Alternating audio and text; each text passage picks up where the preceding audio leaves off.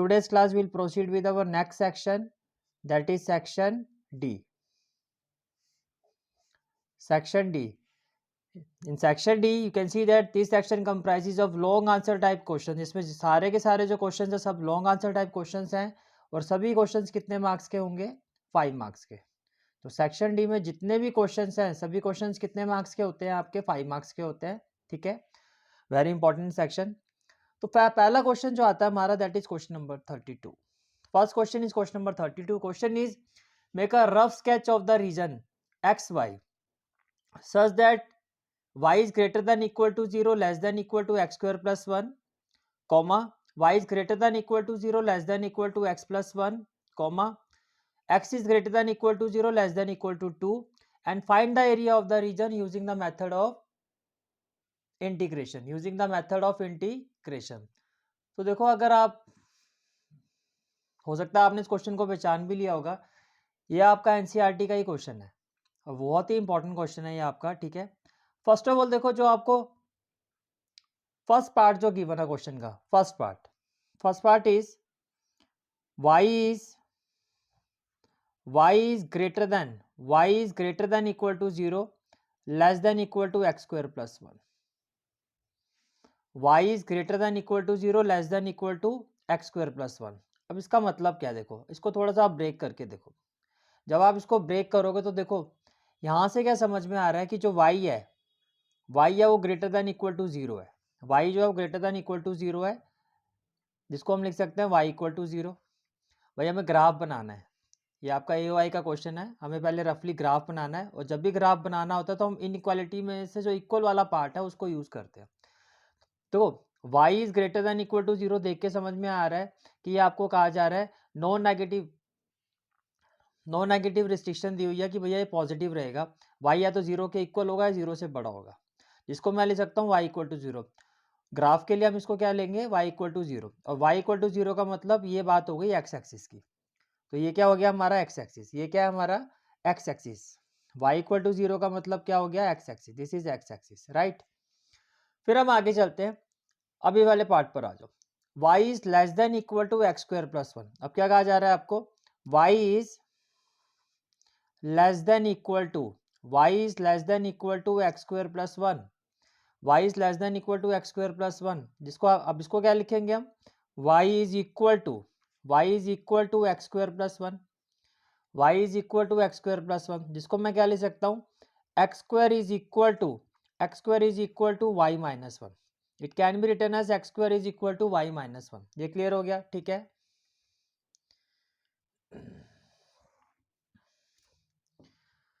Now coming back to the next part में question में क्या कहा जा रहा है, y is greater than equal to 0 less than equal to x plus 1। Again पहले इस वाले पार्ट को ब्रेक करते हैं, तो यहां पर क्या कहा जा रहा है आपको, no negative restriction that y is greater than equal to 0, जिसका क्या मतलब हो गया, that y is equal to 0। ये भी क्लियर हो गया, ठीक है। Then next part is y is less than equal to x plus 1। Next part is y is less than equal to x plus 1। ये क्लियर हो गया। It can be written as y is equal to x plus 1। It can be written as y is equal to x plus 1। ये clear हो गया, ठीक है, okay.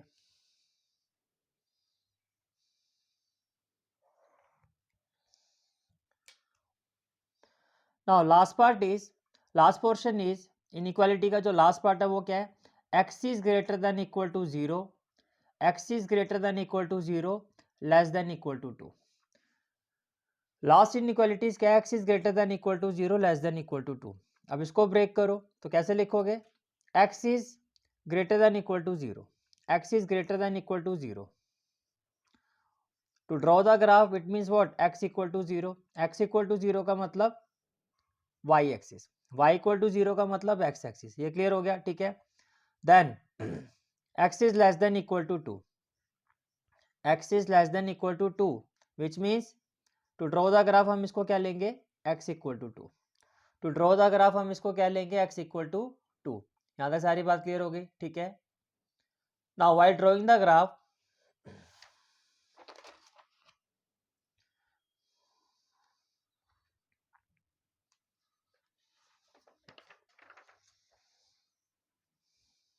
Now say this is the y-axis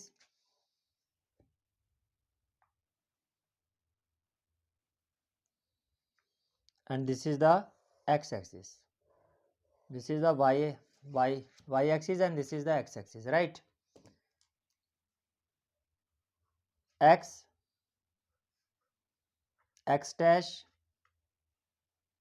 y and y dash, x dash y dash, ठीक है। अब देखो सबसे पहला जो रीजन है आपका, फर्स्ट रीजन इज क्या कहा जा रहा है आपको, y इक्वल टू जीरो। तो y इक्वल टू जीरो का मतलब तो क्या हो गया, x एक्सिस। तो ये जो लाइन है आपकी y इक्वल टू, ये जो आपकी लाइन है x एक्सिस, यही रीजन क्या है आपका, y इक्वल टू जीरो। ये क्या हो गया हमारा, y इक्वल टू जीरो। तो y इक्वल टू जीरो तो हमने ड्रॉ कर दिया, y equal to zero, this region is y equal to zero. ये क्लियर हो गया, ठीक है। इसके बाद x square equal to y minus one. अब ये आपका क्या है, this is a parabola, this is a parabola. ये आपका क्या, देखो एक तरफ स्क्वायर है वेरिएबल की पावर, एक तरफ लीनियर है, तो ये क्या है आपका पैराबोला है, ठीक है। अगर मैं इसका वर्टेक्स निकालता हूँ, वर्टेक्स मीन्स अगर मैं एक्स को जीरो ले लेता हूँ, अगर मैं एक्स को जीरो ले लेता हूँ, put x equal to zero, put x equal to zero, तो ये जीरो हो जाएगा, तो वाई की वैल्यू क्या हो जाएगी, वन। वाई इक्वल टू क्या हो जाएगा, वन हो जाएगा। तो इसका मतलब इसका जो वर्टेक्स है वो क्या होगा, पासिंग पॉइंट क्या होगा इसका, जीरो वन। इसका वर्टेक्स नॉर्मल पैराबोला होता है, ओरिजिन से पास होता है, लेकिन ये पास कहाँ से हो रहा है, जीरो कॉमा वन से। ये कहाँ से पास हो रहा है आपका, जीरो कॉमा वन से। तो ये जो पैराबोला है आपका, इसको हम कहते हैं शिफ्टेड पैराबोला। इसका वर्टेक्स क्या है, zero comma one, and this parabola is called as shifted parabola, ठीक है। This parabola is called as shifted parabola. तो जैसे कि ये हो गया जीरो, ये हो गया ओरिजिन जीरो, और ये हो गया मान लेते हैं वन, ये हो गया वन, ठीक है। तो ये जो पैराबोला है आपका, ये जो यहाँ से आपका पैराबोला आएगा, ये आपका इस पॉइंट से पास होगा।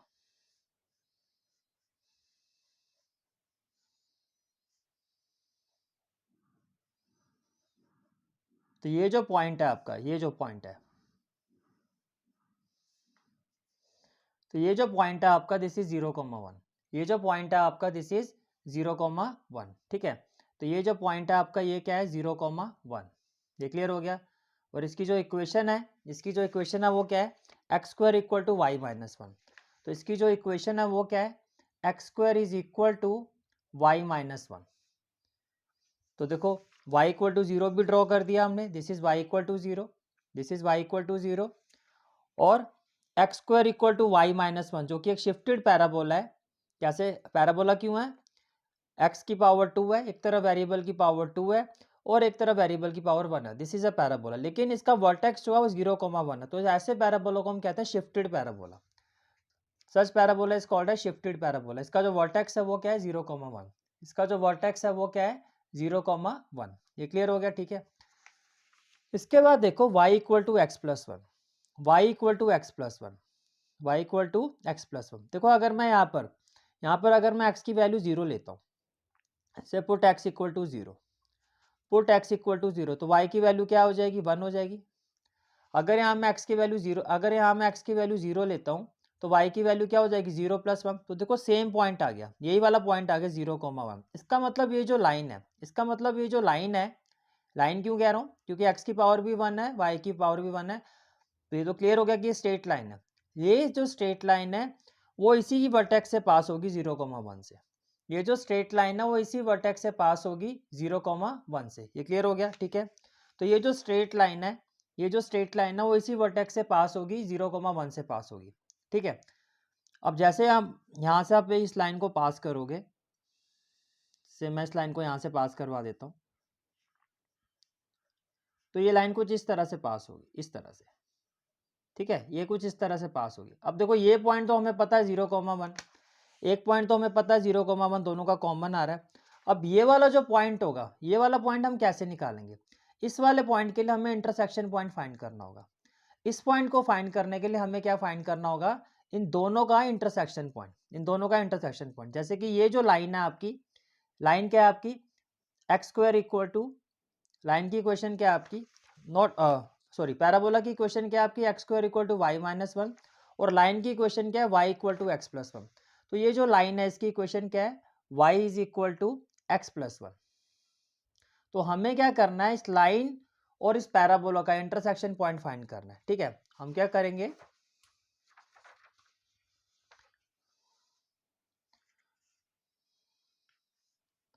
To find intersection point, to find intersection point, now we will find the intersection point। ठीक है, अब देखो जो लाइन की इक्वेशन है वो क्या है, y equal to x plus one. जो लाइन की इक्वेशन है वो क्या है, y equal to x plus one. तो यहाँ हमने लिखा y equal to x plus one, y equal to क्या हो गया, एक्स प्लस वन हो गया, राइट। और पैराबोला की इक्वेशन क्या है, x square equal to y minus one. तो पैराबोला की इक्वेशन के लिए आपने लिखा x square is equal to y minus one, x square is equal to y minus one. ये क्लियर हो गया, ठीक है। अब देखो y की वैल्यू क्या है, एक्स प्लस वन है। तो ये जो y है, ये जो y है यहाँ पर मैं इस वैल्यू को पुट कर रहा हूँ, ये जो y है यहाँ पर मैं पुट कर रहा हूँ एक्स प्लस वन। तो what we will have, x square is equal to y की जगह क्या आ जाएगा, एक्स प्लस वन।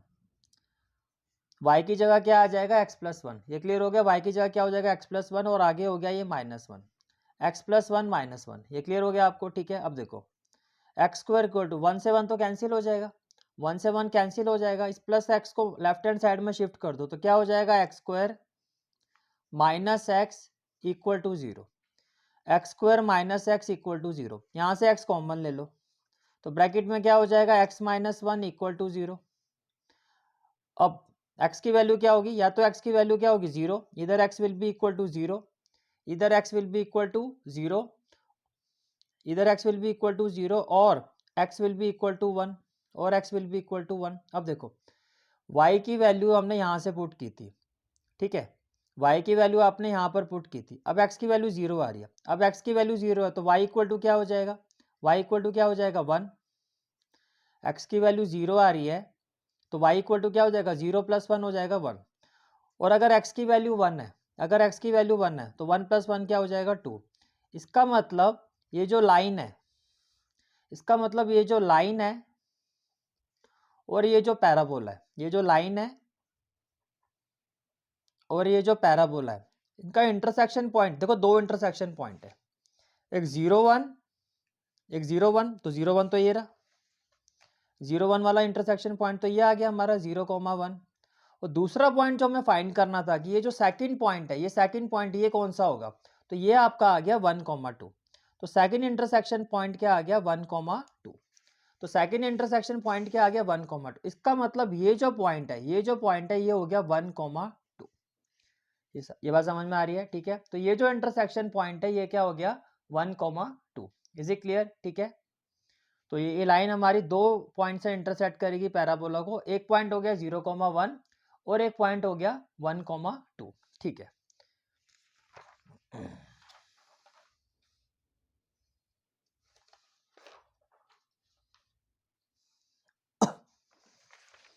अब y इक्वल टू जीरो, तो ये तो हो गया, ये इनक्वालिटी तो हमने ड्रॉ कर दी। y equal to zero already हम ड्रॉ कर चुके हैं, y equal to zero. Next आता है आपका y equal to x plus one, ये भी हमने ड्रॉ कर दिया। तो ये वाला पार्ट भी हमने ड्रॉ कर दिया, ये वाला भी ड्रॉ कर दिया, ठीक है। अब बात आती है x इक्वल टू जीरो, अब बात आती है x इक्वल टू जीरो। भाई y इक्वल टू जीरो क्या है आपका, x एक्सिस, तो x इक्वल टू जीरो क्या है, y एक्सिस। तो ये रहा आपका x इक्वल टू जीरो, ये आपका क्या है, x इक्वल टू जीरो। ये आपका y इक्वल टू जीरो है, और ये आपका क्या है, ये जो लाइन है आपकी ये क्या है, x इक्वल टू जीरो। ये लाइन क्या है आपकी, x इक्वल टू जीरो। ये भी हो गया x equal to two, x equal to two. तो x इक्वल टू टू क्या हो जाएगा आपका, मैं इस लाइन को थोड़ा आगे तक ले जाता हूं,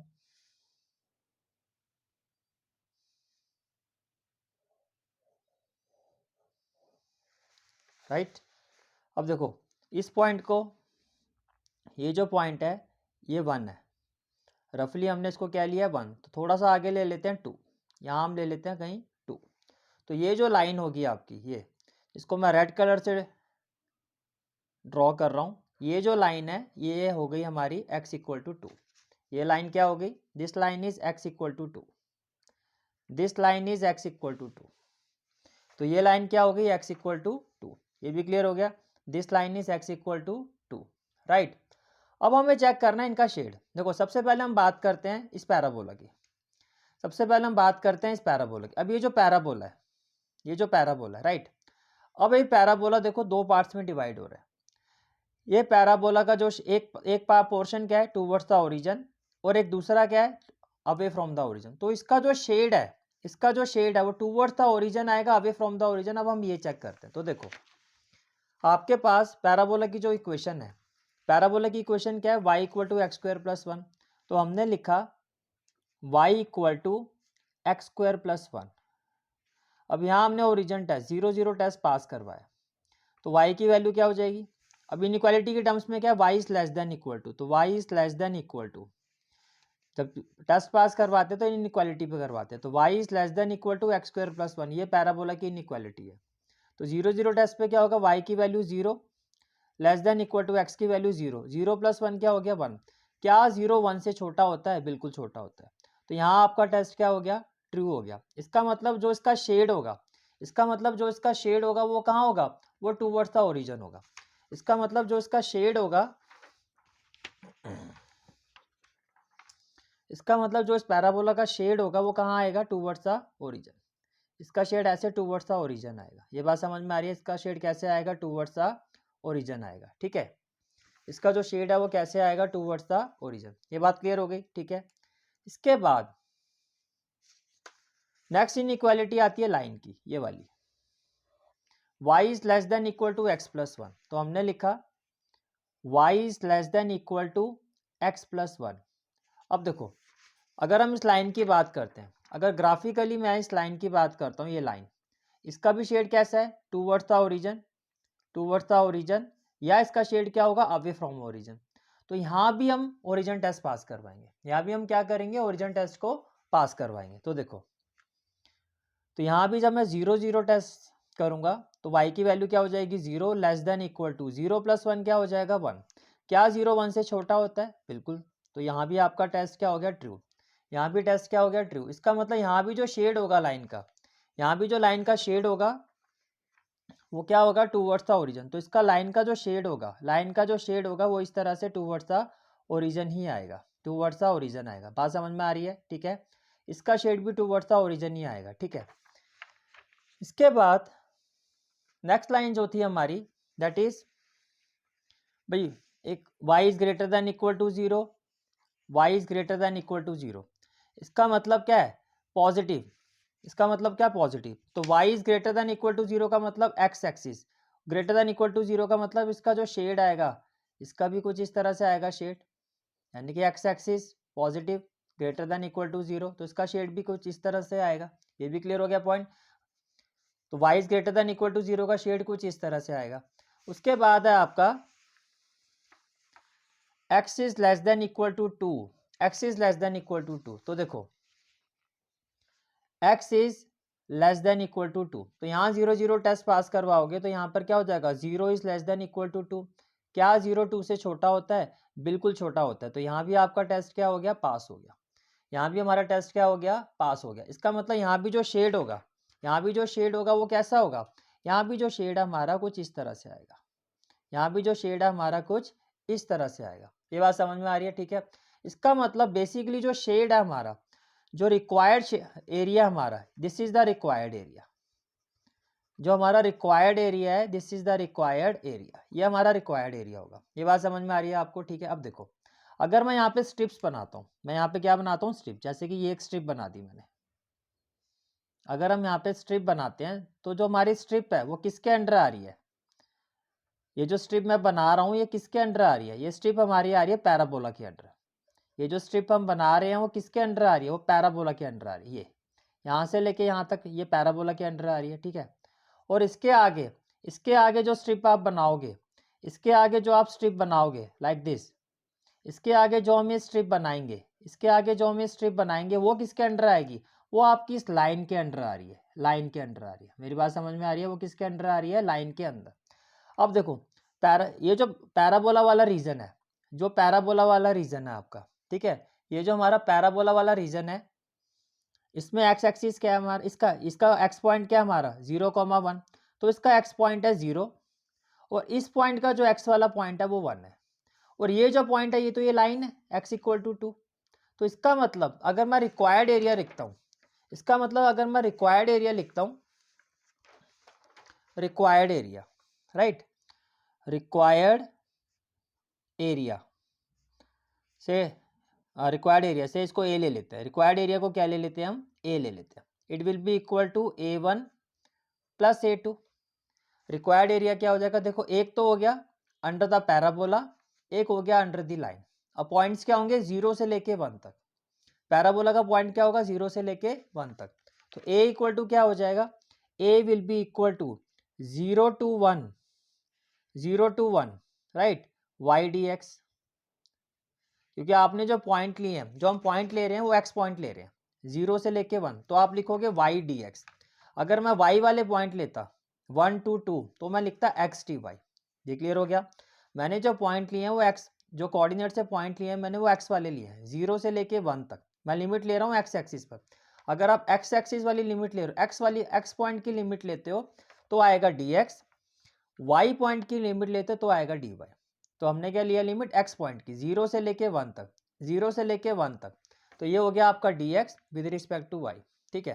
प्लस क्या हो जाएगा, प्लस 0 से लेके 1, और नेक्स्ट जो आपकी लिमिट जाएगी वो कहाँ से कहाँ तक जाएगी, 1 से लेके 2 तक। ये जो पॉइंट है ये आपका क्या, एक्स इक्वल टू 2, तो 1 से लेके 2 तक, तो प्लस हो जाएगा 1 से लेके 2। ये जो वाई है, ये वाई कौन सा है, पैराबोला, ये एरिया अंडर द पैराबोला है। और ये जो वाई डी एक्स है मेरा, ये जो वाई है, ये वाई क्या है, लाइन, ये वाई क्या है, लाइन। ये क्लियर हो गया, ठीक है। अब देखो y की वैल्यू क्या है, पैराबोला वाली इक्वेशन से y किसके इक्वल है, एक्स स्क्वायर प्लस 1 के।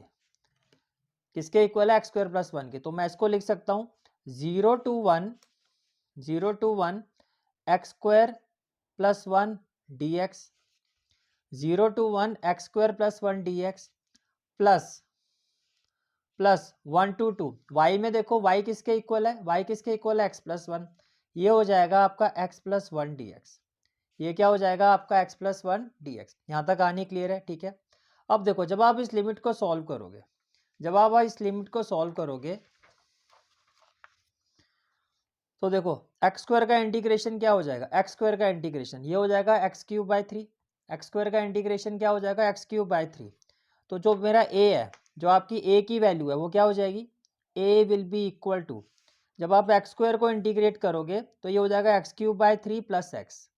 एक्स स्क्वायर का integration x cube by 3 plus x, तो ये a इक्वल टू क्या हो जाएगा, x cube by 3 plus x. और जो लिमिट है, जो लिमिट है वो क्या है, 0 to 1, तो लिमिट हो जाएगी 0 to 1, लिमिट क्या हो जाएगी 0 to 1, प्लस फिर x को इंटीग्रेट करोगे तो क्या हो जाएगा, x square by 2 plus x हो जाएगा, x square by 2 plus x. तो प्लस में क्या आ जाएगा, x square by 2 plus x, plus क्या हो जाएगा एक्स। और जो लिमिट है वो क्या हो जाएगी 1 to 2, लिमिट क्या हो जाएगी 1 to 2, लिमिट क्या हो जाएगी 1 to 2। यहाँ तक क्लियर हो गया, ठीक है। तो बस मेन काम हमारा हो गया, अब हमें सिर्फ वैल्यू को पुट करना है। तो a इज इक्वल टू क्या हो जाएगा, a इज इक्वल टू क्या हो जाएगा, देखो अपर लिमिट हो जाएगी 1/3 प्लस 1, 0 पुट करके तो 0 ही हो जाएगा। तो बेसिकली ये क्या हो जाएगा 1/3 प्लस 1। यहाँ पे जब आप अपर लिमिट पुट करोगे तो 2 पुट करोगे तो 2 का स्क्वायर क्या हो जाएगा 4/2 प्लस एक्स की जगह फिर 2, ये हो जाएगी upper limit, minus lower limit put करोगे ये हो जाएगा 1/2 प्लस में क्या हो जाएगा 1, 1/2 प्लस में क्या हो जाएगा 1। ये क्लियर हो गया, ठीक है। ये हो जाएगा 3 + 1 4/3, 3 + 1 क्या हो जाएगा 4/3, ये वैल्यू हो जाएगी 4/3। ये क्लियर हो गया। अब इसको देखो, यहाँ से देखो ये हो जाएगा 2 2 जा 4, 4 + 4 कितना हो जाएगा 8/2, 8/2 माइनस 2 1 जा 2, 2 + 1 कितना हो जाएगा 3/2, 3/2। तो बेसिकली ये हो जाएगा 4/3 प्लस 8 - 3 हो जाएगा 5/2, 8 - 3 क्या हो जाएगा 5/2। ये क्लियर हो गया, ठीक है। अब यहाँ से जब आप एलसीएम लोगे, यहाँ से जब आप एलसीएम लोगे तो एलसीएम आ जाएगा 6, एलसीएम क्या आ जाएगा 6। तो 3 2 जा 6, 2 4 जा 8, 2 3 जा 6, 5 3 जा 15, 5 3 जा 15। तो फाइनल आंसर जो होगा वो होगा 23/6 स्क्वायर यूनिट, फाइनल आंसर जो होगा that will be 23/6 square unit and this is the final answer of this question. Is it clear? ठीक है। Question is let n be the set of all natural number and r be a relation on n cross n, r be a relation on n cross n defined by. तो relation क्या दिया गया है आपको? Relation जो है आपका वो ऑर्डर्ड पेयर्स के बीच में है, that is ordered pair A B, ordered pair A B is related to C D, ordered pair A B is related to C D, ordered pair AB is related to ordered pair CD, right? और किस तरह से related है? That AD, किस तरह से related है? That AD, अब ध्यान से देखो क्वेश्चन में क्या कहा जा रहा है? That AD is equal to BC, AD is equal to BC। तो देखो क्लोज में रिलेशन कैसा है? AB is related to CD, और ओपन में रिलेशन कैसा है कि जो इसका फर्स्ट ऑर्डर पेयर का जो फर्स्ट एलिमेंट है वो सेकंड ऑर्डर पेयर के सेकंड एलिमेंट से रिलेटेड है, ए डी। ये बात समझ में आ रही है? ठीक है, ये क्लियर हो गया। और फर्स्ट ऑर्डर पेयर का जो सेकंड एलिमेंट है वो सेकंड ऑर्डर पेयर के फर्स्ट एलिमेंट से रिलेटेड है। ये बात समझ में आ रही है आपको? ठीक है। क्लोज ब्रैकेट में से जब ओपन में हम जाते हैं, A B is related to C D, और रिलेशन किस तरह से? कंडीशन क्या? इफ ए बी कब इससे रिलेट करेगा? जब ए डी बी सी के इक्वल होगा। कंडीशन क्या दी गई है? A ordered pair A B इस ऑर्डर्ड पेयर सी डी से कब रिलेट करेगा? When A D is equal to B C, when A D is equal to B C. Clear हो गया यहाँ तक? फिर आगे क्या कहा जा रहा है? For all A B, for all A B C D belongs to natural number to natural number. First part में आपको कहा जा रहा है show that R is an equivalence relation on N cross N. तो पहले तो इतना सॉल्व कर लेते हैं। फर्स्ट पार्ट में हमें प्रूफ करना है कि it is an equivalence relation. Equivalence relation का मतलब हमें प्रूफ करना होगा कि ये रिफ्लेक्सिव भी होगा, ये सिमेट्रिक भी होना चाहिए रिलेशन, और ये ट्रांजिटिव भी होना चाहिए। जब तीनों रिलेशन की कंडीशन सेटिस्फाई होगी तभी हम कह सकते हैं कि ये जो रिलेशन है आपका वो कैसा है? इक्विवेलेंस रिलेशन है। ये बात समझ में आ रही है? तो सबसे पहले हम बात करते हैं रिफ्लेक्सिव की। सबसे पहले हम चेक करेंगे कि ये रिलेशन रिफ्लेक्सिव है या नहीं है, रिफ्लेक्सिव की। तो रिफ्लेक्सिव के लिए क्या होगा? लेट, अब रिफ्लेक्सिव में कब होगा? देखो एलिमेंट में हम क्या कहते हैं? कोई भी एलिमेंट ए कब रिफ्लेक्सिव होगा? जब ए की इमेज ए खुद होता है। अब यहाँ पर तो ए एलिमेंट नहीं है, यहाँ ऑर्डर्ड पेयर है। यहाँ पर रिफ्लेक्सिव कब होगा? जब ए बी जो है वो ए बी से रिलेटेड होगा। तो आप कैसे लिखोगे? Let A B belongs to N cross N. ठीक है, लेट ए बी एक ऑर्डर्ड पेयर है जो बिलोंग कर रहा है एन क्रॉस एन, जो कि क्या है? आर्बिट्रेरी है। ठीक है, आर्बिट्रेरी है। ठीक है, अब देखो, अब ए बी जो बिलोंग कर रहा है, जैसे यहाँ पर ए बी जो है रिलेटेड है सी डी। ए बी किससे रिलेटेड है? सी डी से। कब? जब ए डी इक्वल टू क्या है? B C. अब देखो ए बी जो है देखो एक नेचुरल नंबर होता है, उसमें कॉम्यूटेटिव प्रॉपर्टी होती है। तो मैं ए बी को ऐसे लिख सकता हूँ, A B is equal to B है। मैं ए बी को ऐसे भी ले सकता हूँ ना, A B equal to B है। क्यों? क्योंकि नेचुरल नंबर में क्या होती है? कॉम्यूटेटिव प्रॉपर्टी होती है। I can write it like this, a B is equal to B है। ये क्लियर हो गया? ठीक है। अब देखो a B is equal to B है, A B is equal to b. अब यहाँ देखो, अब ये ओपन में है। अब आपको अब ये इस फॉर्म में है, आपको ओपन से क्लोज में जाना है। आपको ओपन से क्या जाना है? क्लोज में जाना है। अब देखो ओपन से क्लोज में कैसे रिलेशन बन रहा है? ए जो है वो किससे रिलेटेड है? बी से। ए जो है वो किससे रिलेटेड है? बी से। ए किससे रिलेटेड है? बी से। ये क्लियर हो गया? यानी कि फर्स्ट एलिमेंट फर्स्ट से रिलेटेड है, फर्स्ट एलिमेंट फर्स्ट से। जब ओपन से हम क्लोज की तरफ जाएंगे तो ए किससे रिलेटेड है? बी से, ए बी। ओपन से क्लोज में कैसे जाओगे? ए किससे रिलेटेड है? बी से। और राइट साइड से जो सेकंड एलिमेंट है वो इसके सेकंड से रिलेटेड है। तो कहने का मतलब क्या है? लेफ्ट वाले का फर्स्ट सेकंड वाले के फर्स्ट से रिलेटेड है, that is A B, that is A B. और राइट वाले का सेकंड, राइट वाले का सेकंड फर्स्ट वाले के सेकंड से रिलेटेड है, अगेन ए बी। तो a B is related to A b as with respect to this condition. Open से जब आप क्लोज की तरफ जाओगे तो कैसे रिलेशन बन रहा है?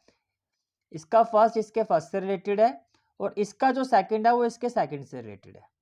तो a to b, a to b. तो यहां से क्या प्रूफ हो गया? That a B is related to A b, a B is related to A b. ये क्लियर हो गया? ठीक है, दैट इज अगर ए बी जो है वो ए बी से रिलेटेड है तो इसका मतलब क्या है, are is reflexive.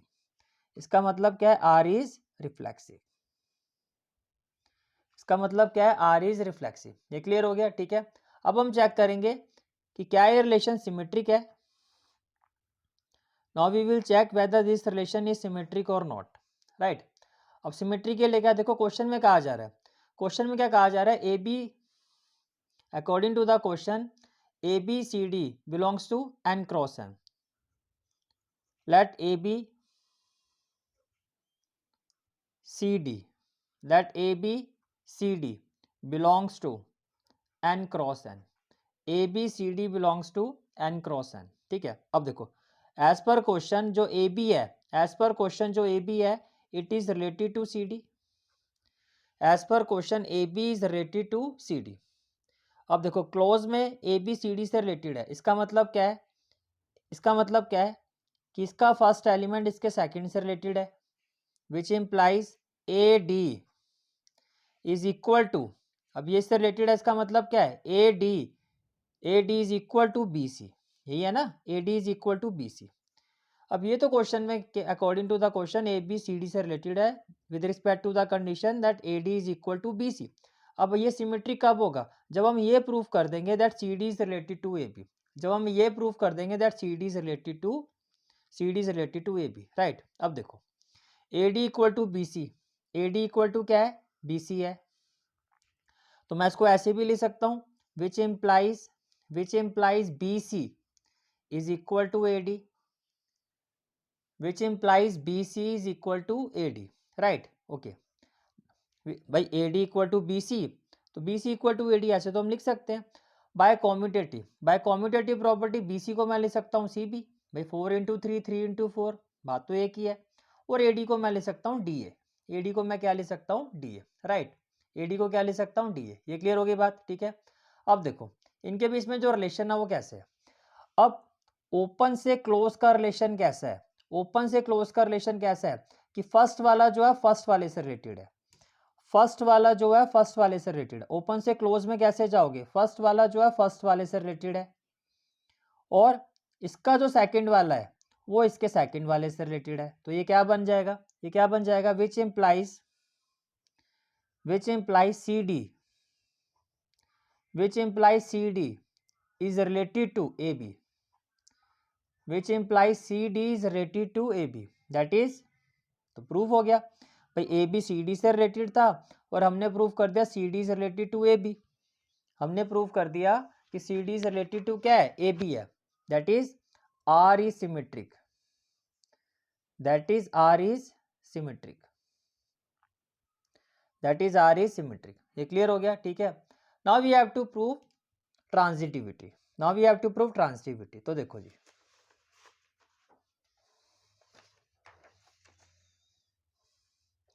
now we will check the transitivity। अब ट्रांजिटिविटी के लिए गिवन कंडीशन क्या रहती है कि let A B C D, अब ए बी और सी डी के साथ हमें क्या लेना है, एक ऑर्डर पेयर और लेना है, ई एफ ले लेते हैं। Let A B C D E F, पहले हमें ये एजम्पशन में लेना पड़ेगा कि ए, जैसे एलिमेंट में क्या होता है ए B B C, A B और बी सी, यहाँ पर क्या होगा ए बी, यहाँ ऑर्डर पेयर है, ए बी और सी डी है, साथ में हमने क्या लिया, ई एफ। जैसे 3 एलिमेंट लेते हैं, ए के साथ बी और बी के साथ सी, वैसे यहाँ पे 3 ऑर्डर पेयर, ए बी और सी डी और साथ में क्या हो गया, ई एफ। बिलोंग्स टू हमने मान लिया ये बिलोंग्स कर रहा है एन क्रॉस एन को, ये बिलोंग्स कर रहा है एन क्रॉस एन को। ये क्लियर हो गया, ठीक है। अब let A b, first of all हम a B is related to C D, A B is related to C D, A B is related to C D, और इसी तरह से क्या होगा, ए बी सी डी से related है, और दूसरा एजम्पशन क्या रहेगा, ये तो गिवन है, और दूसरा एजम्पशन हमें ट्रांजिटिविटी के लिए क्या लिया है कि सी डी जो है ई एफ से रिलेटेड होगा। तो सी डी जो है, C D is related to E F, C D is related to E F. ये बात क्लियर हो गई, यहाँ तक क्लियर हो गया, ठीक है। अब देखो क्लोज से ओपन क्या रिलेशन है, फर्स्ट वाले का इसके सेकंड वाले के साथ, तो ए का डी के साथ, विच इम्प्लाइज अगर ये इससे रिलेटेड है तो किस कंडीशन पर होगा, that A D is equal to first का सेकंड, सेकंड का first, AD is equal to BC। So this is equation number 1, this is equation number 1। Same यहाँ पर देखो, अगर CD इससे रिलेटेड है तो इसका मतलब क्या है, इसका मतलब क्या है, फर्स्ट वाले का सेकंड वाले के साथ, that CF will be equal to second वाले का फर्स्ट के साथ D। ये हो गया आपका इक्वेशन नंबर 2, ये हो गया इक्वेशन नंबर 2। अब एक काम करते हैं, हमें क्या प्रूव करना है, अगर ABCDEF रिलेट कर रहा है, भाई AB अगर CD से रिलेट कर रहा है, CDEF से रिलेट कर रहा है, तो ये ट्रांजिटिव कब होगा, जब AB जो है हमारा वो EF से रिलेट करेगा, जब AB जो है हमारा वो EF से रिलेट करेगा। तो अब क्या करते हैं, मल्टीप्लाइंग 1 and 2, 1 और 2 को क्या करते हैं, मल्टीप्लाई कर देते हैं, 1 और 2 को क्या कर देते हैं, मल्टीप्लाई। तो लेफ्ट वाले को लेफ्ट वाले से मल्टीप्लाई कर देते हैं, इट इम्प्लाइज क्या हो जाएगा, AB AD, it implies AD into CF, AD into CF, ये किसके इक्वल हो जाएगा आपका, BC into D, BC into D. ये बात समझ में आ रही है, ठीक है। अब देखो यहाँ पर क्या क्या कैंसिल हो जाएगा, देखो एक तो आपका D से D कैंसिल हो जाएगा, D से D कैंसिल हो गया, राइट। दूसरा C से C कैंसिल हो गया, तो क्या रह गया, it implies A into F, A into F is equal to B into E, is equal to B into E, right.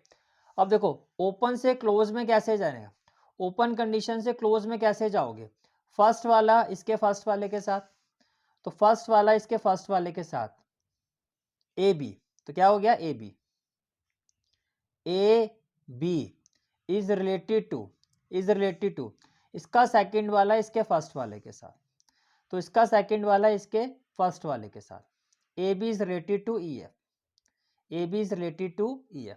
ये क्लियर हो गया, ठीक है। That is R is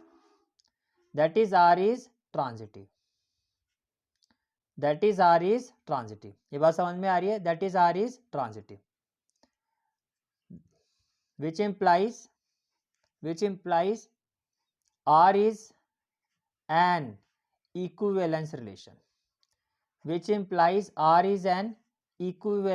relation, तो फर्स्ट पार्ट हो गया, हमने प्रूव कर दिया भाई R जो है हमारा वो रिफ्लेक्सिव भी है, सिमेट्रिक भी है और ट्रांजिटिव भी है।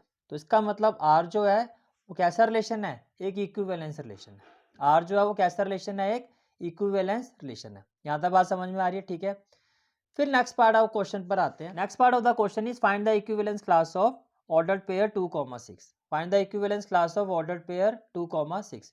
तो कोई सिंपल सी बात है, इक्विवेलेंस क्लास ऑफ 2,6 क्या होगी, देखो हमें फाइंड करना है इक्विवेलेंस, तो ये हो गया आपका, दैट इज हमें ये फाइंड करना है, we have to find the equivalence class of order, देखो ये ऑर्डर्ड पेयर है और इसका मतलब we are going to find equivalence class of this ordered pair. तो देखो कैसे लिखोगे, it will be equal to ordered pair AB such that AB belongs to n cross n, right, where AB is related to, अब देखो question में given है AB is related to CD, which implies AD is equal to BC, ये बात समझ में आ रही है, ठीक है। अब हमने क्या कहा, AB is related to CD such that n cross n, AB is related to, अब CD की जगह जिसकी इक्विवेलेंस क्लास फाइंड करनी है वो लिखोगे, तो CD को आप रिप्लेस कर दोगे 2,6 से, ये बात समझ में आ रही है, ठीक है। CD को किससे रिप्लेस कर दोगे, 2,6 से। अब देखो रिलेशन किस तरह से बना है, A का D के साथ, रिलेशन किस तरह से बना हुआ, A का D के साथ, तो यहां पर रिलेशन कैसे बनेगा, A into 6 equal to B into C, equal to B into C, तो A into 6 that is 6 A will be equal to B into 2, A into 6 equal to B into 2। अगर ये दोनों रिलेटेड है तो क्या होगा, as AB is related to 2,6, इसका मतलब क्या हो गया, विच इम्प्लाइज, तो ओपन कंडीशन क्या हो जाएगी, that 6 into a, that is 6a, will be equal to b into 2, that is 2b, that is 2b. ये क्लियर हो गया, ठीक है.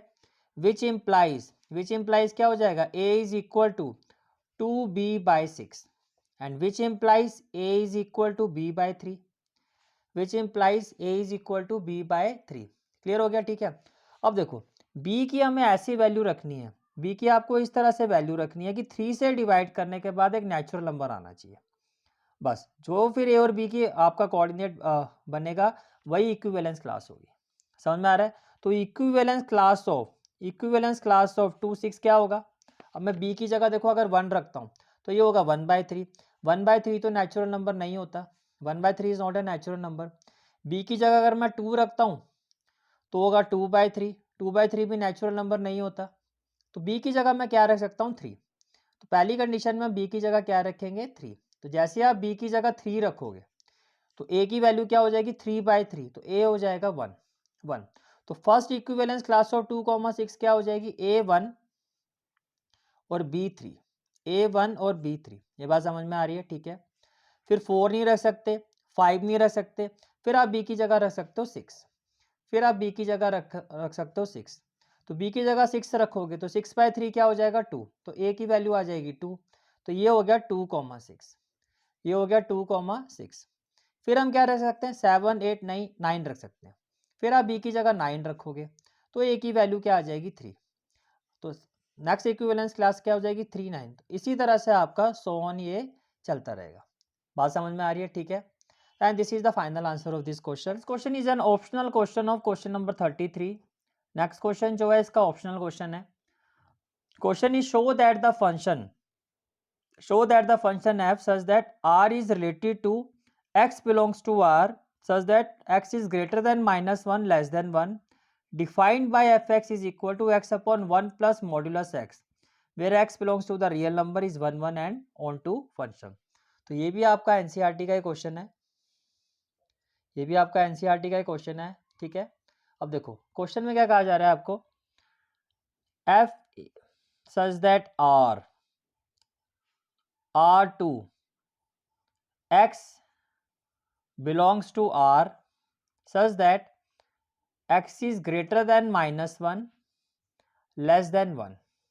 तो इसका मतलब ये हो गया कि जो डोमेन है वो तो क्या ऑल रियल नंबर, लेकिन जो आपका ये कोडोमेन जो होगा, जो यहाँ पर कोडोमेन होगा, जो आपका x वाला जो सेट A है वो तो क्या है ऑल रियल नंबर, लेकिन जो सेट B है उसमें क्या है, उसमें जो x है वो -1 और 1 के बीच में, यानी कि उसमें वो रियल नंबर है जो -1 और 1 के बीच में एग्जिस्ट करेंगे. और फंक्शन की जो वैल्यू है एज पर क्वेश्चन, फंक्शन की जो वैल्यू है that is x upon 1 plus modulus x. Value of function is x upon 1 plus modulus x, right. First of all देखो यहाँ पर आपको गिवन है मॉडुलस x. तो मॉडुलस x का मतलब क्या हो गया, मॉडुलस x का मतलब it will be equal to x when x is greater than equal to 0 and it is equal to -x when x is less than 0. ये x के इक्वल कब होगा, जब 0 के इक्वल है, 0 से बड़ा होगा, और -x के इक्वल कब होगा, जब x जो होगा आपका 0 से छोटा होगा. ये बात समझ में आ रही है, ठीक है. तो on the basis of this fx की वैल्यू क्या होगी, on the basis of this we can say that fx will be equal to, देखो जब x 0 से बड़ा होगा या 0 के इक्वल होगा तो fx will be equal to x upon 1 plus x when x is greater than equal to 0 and fx is equal to x upon 1 minus x upon 1 minus x when x is less than 0. अब देखो आपका जो function है यहाँ पर break हो गया, ये जो फंक्शन था ये हमारा ब्रेक हो गया. तो जब फंक्शन ब्रेक हो जाता है तो क्या बनाते हैं हम, केसेस बनाते हैं. जब फंक्शन ब्रेक हो जाता है तो हम क्या बनाते हैं, केसेस बनाते हैं, राइट. हम क्या बनाते हैं, केसेस बनाते हैं. अब देखो जो आपका सेट A है, say this is the set A and this is the set B. This is the set A and this is the set B. As पर क्वेश्चन सेट B के जो एलिमेंट है उसमें वो रियल नंबर आएंगे between -1 और 1. मतलब -1 और 1 तो ओपन इंटरवल है, -1 और 1 को छोड़ के जो भी इनके बीच में रियल नंबर है वो सारे, जैसे कि से -0.5 -0.5 0 0.1 0.2 सो ऑन, इस तरह से आपका ये चलता रहेगा। सेट ए में ऑल रियल नंबर, सेट ए में क्या है, सेट ए जो है, जो डोमेन है उसमें सभी रियल नंबर है, सो ऑन करते हुए से -0.6 -0.5 0 1 2 3 एंड सो ऑन, इसमें ऑल रियल नंबर। लेकिन इसमें कौन से रियल नंबर होंगे, -1 और 1 के बीच में।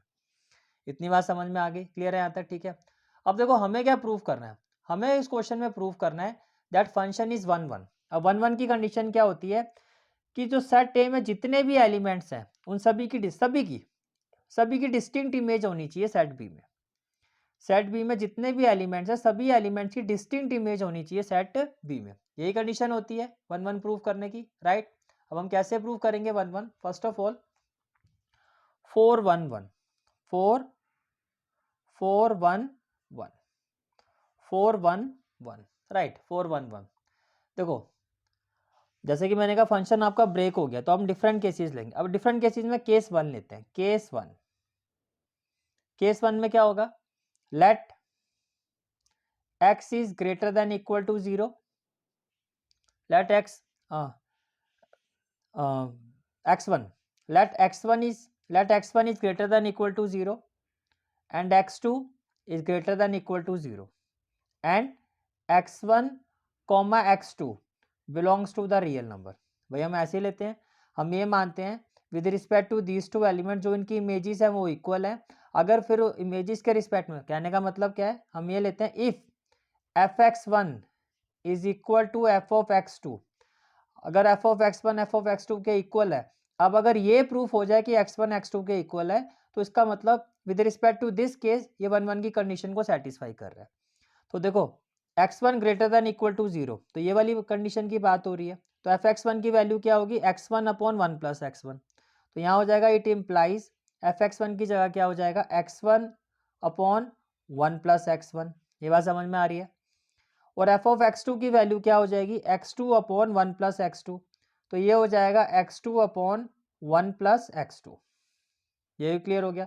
अब क्रॉस मल्टीप्लाई करोगे, क्रॉस मल्टीप्लाई तो क्या होगा, x1 into 1 that is x1 plus x1 into x2 plus x1 x2 equal to x2 into 1, ये हो जाएगा x2 प्लस क्या हो जाएगा x1 x2 प्लस क्या हो जाएगा x1 x2।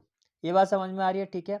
अब देखो x1 x2 कैंसिल हो गया, तो ये हो गया आपका x1 इक्वल टू x2, ये क्या हो गया x1 इक्वल टू x2। तो केस 1 में तो कंडीशन सेटिस्फाई हो रही है कि अगर fx1 जो है fx2 के इक्वल है तो x1 जो है वो भी x2 के क्या आ रहा है, इक्वल आ रहा है। x1 जो है वो भी x2 के क्या आ रहा है, इक्वल आ रहा है। ये क्लियर हो गया, ठीक है। अब हम चलते हैं केस 2 की तरफ, अब हम चलते हैं केस 2 की तरफ, केस 2। अब केस 2 में क्या होगा, पहले केस में हमने कहा कि x1 जो है वो 0 के इक्वल, ये वाली कंडीशन ली थी कि x1 और x2 दोनों ही 0 के या 0 से बड़े हैं। अब हम क्या लेंगे कि x1 और x2 दोनों ही 0 से क्या है, छोटे। तो केस 2 में क्या हो जाएगा, let x1 less than 0 and x2 less than 0, let x1 less than 0 and x2 less than 0 where x1 comma x2 belongs to R, where x1 comma x2 belongs to R, right? Again, if f of x1 is equal to f of x2, क्या कहा आपने, if f of x1 equal to f of x2। अब देखो जब x 0 से छोटा है, जब x 0 से छोटा है तो फंक्शन की वैल्यू क्या है, x अपॉन 1 माइनस एक्स। तो f of x1 हो जाएगा x1 अपॉन 1 माइनस x1 और f of x2 क्या हो जाएगा, x2 अपॉन 1 माइनस x2। तो f of x1 की जगह क्या आ जाएगा, f of x1 की जगह क्या आ जाएगा, x1 अपॉन 1 माइनस x1 और f of x2 की जगह क्या हो जाएगा, x2 अपॉन 1 माइनस x2। ये क्लियर हो गया, ठीक है। विच इम्प्लाइज, क्रॉस मल्टीप्लाई करो, x1 इंटू 1 क्या हो जाएगा, x1 माइनस ये हो जाएगा x1 x2, x2 को 1 से करोगे तो क्या आ जाएगा, x2 माइनस ये हो जाएगा x2 x1 माइनस क्या हो जाएगा, x2 x1। ये क्लियर हो गया, ठीक है। अब देखो x2 x1 x1 x2 भाई एक ही चीज़ है और देखो सेम साइन है, यहाँ जाके प्लस होगा तो कैंसिल हो जाएगा। तो ये क्या हो गया x1 इक्वल टू x2, ये क्या हो गया x1 इक्वल टू x2। ये बात समझ में आ रही है, क्लियर है यहाँ तक, ठीक है। तो with respect to this condition यहाँ भी हमने प्रूव कर दिया कि अगर f of x1 f of x2 के इक्वल है तो x1 जो है वो x2 के क्या होगा, इक्वल होगा। ये बात समझ में आ रही है, ठीक है। इसके बाद केस 3, इसके बाद केस 3 क्या बनता है, देखो केस 3 ये बनता है, तो केस 3 ये बनता है कि x1 जो है वो 0 के इक्वल और 0 से बड़ा है, लेकिन x2 जो है 0 से छोटा है, ये भी तो बनता है केस। तो केस 3 क्या हो गया, केस 3, केस 3, केस 3 में क्या होगा, late x1 is greater than equal to 0 and x2 is less than 0। मैंने क्या कहा, x1 is greater than equal to 0 and x2 is less than 0। तो x1 comma x2, x1 comma x2 किसको belong कर रहा है, रियल नंबर को, right. अब कंडीशन क्या है, if f of x1 is equal to f of x2, f of x1 is equal to f of x2 which implies देखो जब x1 0 के इक्वल है, 0 से बड़ा है, तो f of x1 की वैल्यू क्या होगी, x1 अपॉन 1 प्लस x1। तो इस केस में तो क्या हो जाएगा, x1 अपॉन 1 प्लस x1, और x2 0 से छोटा है। अगर x2 0 से छोटा है तो f of x2 की वैल्यू क्या हो जाएगी, x2 अपॉन 1 माइनस x2। तो ये वैल्यू क्या हो जाएगी, x2 अपॉन 1 माइनस x2। ये क्लियर हो गया, ओके। अब क्रॉस मल्टीप्लाई करो, x1 इंटू 1 क्या हो जाएगा, x1 माइनस क्या हो जाएगा, x1 x2, x2 इंटू 1 क्या हो जाएगा, x2 प्लस क्या हो जाएगा, x1 x2 प्लस क्या हो जाएगा, x1 x2। ये क्लियर हो गया, ठीक है। विच इम्प्लाइज, इसको मैं लिख सकता हूँ x1 minus x2, x1 minus x2, और ये माइनस यहाँ जाके क्या हो जाएगा, plus x1 x2 plus x1 x2। तो ये हो गया x1 minus x2 equal to twice of x1 x2 हो जाएगा, राइट। अब देखो ये तो सॉरी, यहाँ जो ये कंडीशन है वो सेटिस्फाई नहीं हो रही है। अब ये देखो क्या ये जो केस बन रहा है ये चीज़ पॉसिबल भी है या नहीं है। कहने का मतलब ये है, से मैं x1 की जगह 5 पुट करता हूँ, पुट x1 इक्वल टू 5, और से x2 की जगह हम लेते हैं -4। तो ये क्या हो जाएगा, 5 minus -4 equal to twice of x1 की जगह क्या होगा 5 और x2 की जगह होगा -4। तो ये देखो 5 प्लस 4 ये तो पॉजिटिव वैल्यू आएगी, ये वैल्यू क्या होगी, पॉजिटिव, और प्लस माइनस ये क्या है, नेगेटिव। भाई ये तो केस ही पॉसिबल नहीं है, ये जो केस हमने लिया है ये पॉसिबल नहीं है, ये केस पॉसिबल नहीं है, राइट। अगर ये केस पॉसिबल ही नहीं है तो हम इसको कंसीडरेशन में नहीं लेंगे। मेरी बात समझ में आ रही है, भाई पॉजिटिव और नेगेटिव तो इक्वल हो ही नहीं सकता, यानी कि ये जो केस है ये केस आपका पॉसिबल ही नहीं है। तो ये जो थर्ड केस है इट इज़ नॉट पॉसिबल, ठीक है। अब हम आते हैं केस 4 में। अब केस 4 में क्या होगा कि x1 जो है वो लेस देन 0 है, x1 जो है वो लेस देन 0 है, और x2 जो है वो ग्रेटर देन इक्वल टू 0 है। तो केस 4 में क्या होगा, case 4 let x1 is less than 0 and x2 is greater than equal to 0 where x1 comma x2 belongs to real number, where x1 comma x2 belongs to real number. Now if f of x1 is equal to f of x2, f of x1 is equal to f of x2 which implies, देखो x1 less than 0 है, जब less than 0 है तो fx की value क्या है, x upon 1 minus x. तो f of x1 क्या हो जाएगा, x1 अपॉन 1 माइनस x1, और जब x2 greater than equal to 0 होगा, x ग्रेटर देन 0 का मतलब है x अपॉन 1 प्लस एक्स, तो ये क्या हो जाएगा, f ऑफ x2 क्या हो जाएगा, x2 upon 1 plus x2, x2 upon 1 plus x2, right. Now जब आप क्रॉस मल्टीप्लाई करोगे तो x1 इंटू 1 क्या हो जाएगा, x1 प्लस ये हो जाएगा x1 x2 equal to x2 into 1 क्या हो जाएगा, x2, और माइनस में ये हो जाएगा x1 x2, माइनस में क्या हो जाएगा, x1 x2, right. Which implies x1 minus x2, equal to क्या हो जाएगा, प्लस इधर जाके क्या हो जाएगा, माइनस, माइनस x1 x2 और ये हो गया माइनस x1 x2। तो क्या आ गया, x1 minus x2 equal to minus of twice of x1 x2। ये बात समझ में आ रही है, ठीक है। अब देखो कंडीशन सेटिस्फाई नहीं हो रही है, लेकिन हम ये चेक करेंगे क्या ये केस पॉसिबल है। तो अगेन से पुट x1 इक्वल टू 5, वही केस ले लेते हैं, और x2 की वैल्यू ले लेते हैं -4। तो देखो x1 की जगह क्या हो जाएगा 5, x1 की जगह क्या हो गया 5 और x2 की जगह हो गया -4। तो माइनस माइनस क्या हो जाएगा +4। तो ये तो आपका हो गया। अब x नहीं, एक मिनट भाई, एक मिनट। x1 जो है 0 से छोटा है, x1 जो है उसकी वैल्यू 0 से क्या है, छोटी है। तो x1 वैसे देख लो, x1 0 से छोटा है और x2 0 से बड़ा है। तो छोटी वैल्यू से बड़ी वैल्यू को माइनस करोगे तो ये तो नेगेटिव आएगा, ये तो नेगेटिव आएगा। और यहाँ माइनस इंटू प्लस होगा, माइनस माइनस माइनस प्लस। तो देखो यहाँ भी जो ये केस है ये पॉसिबल नहीं है।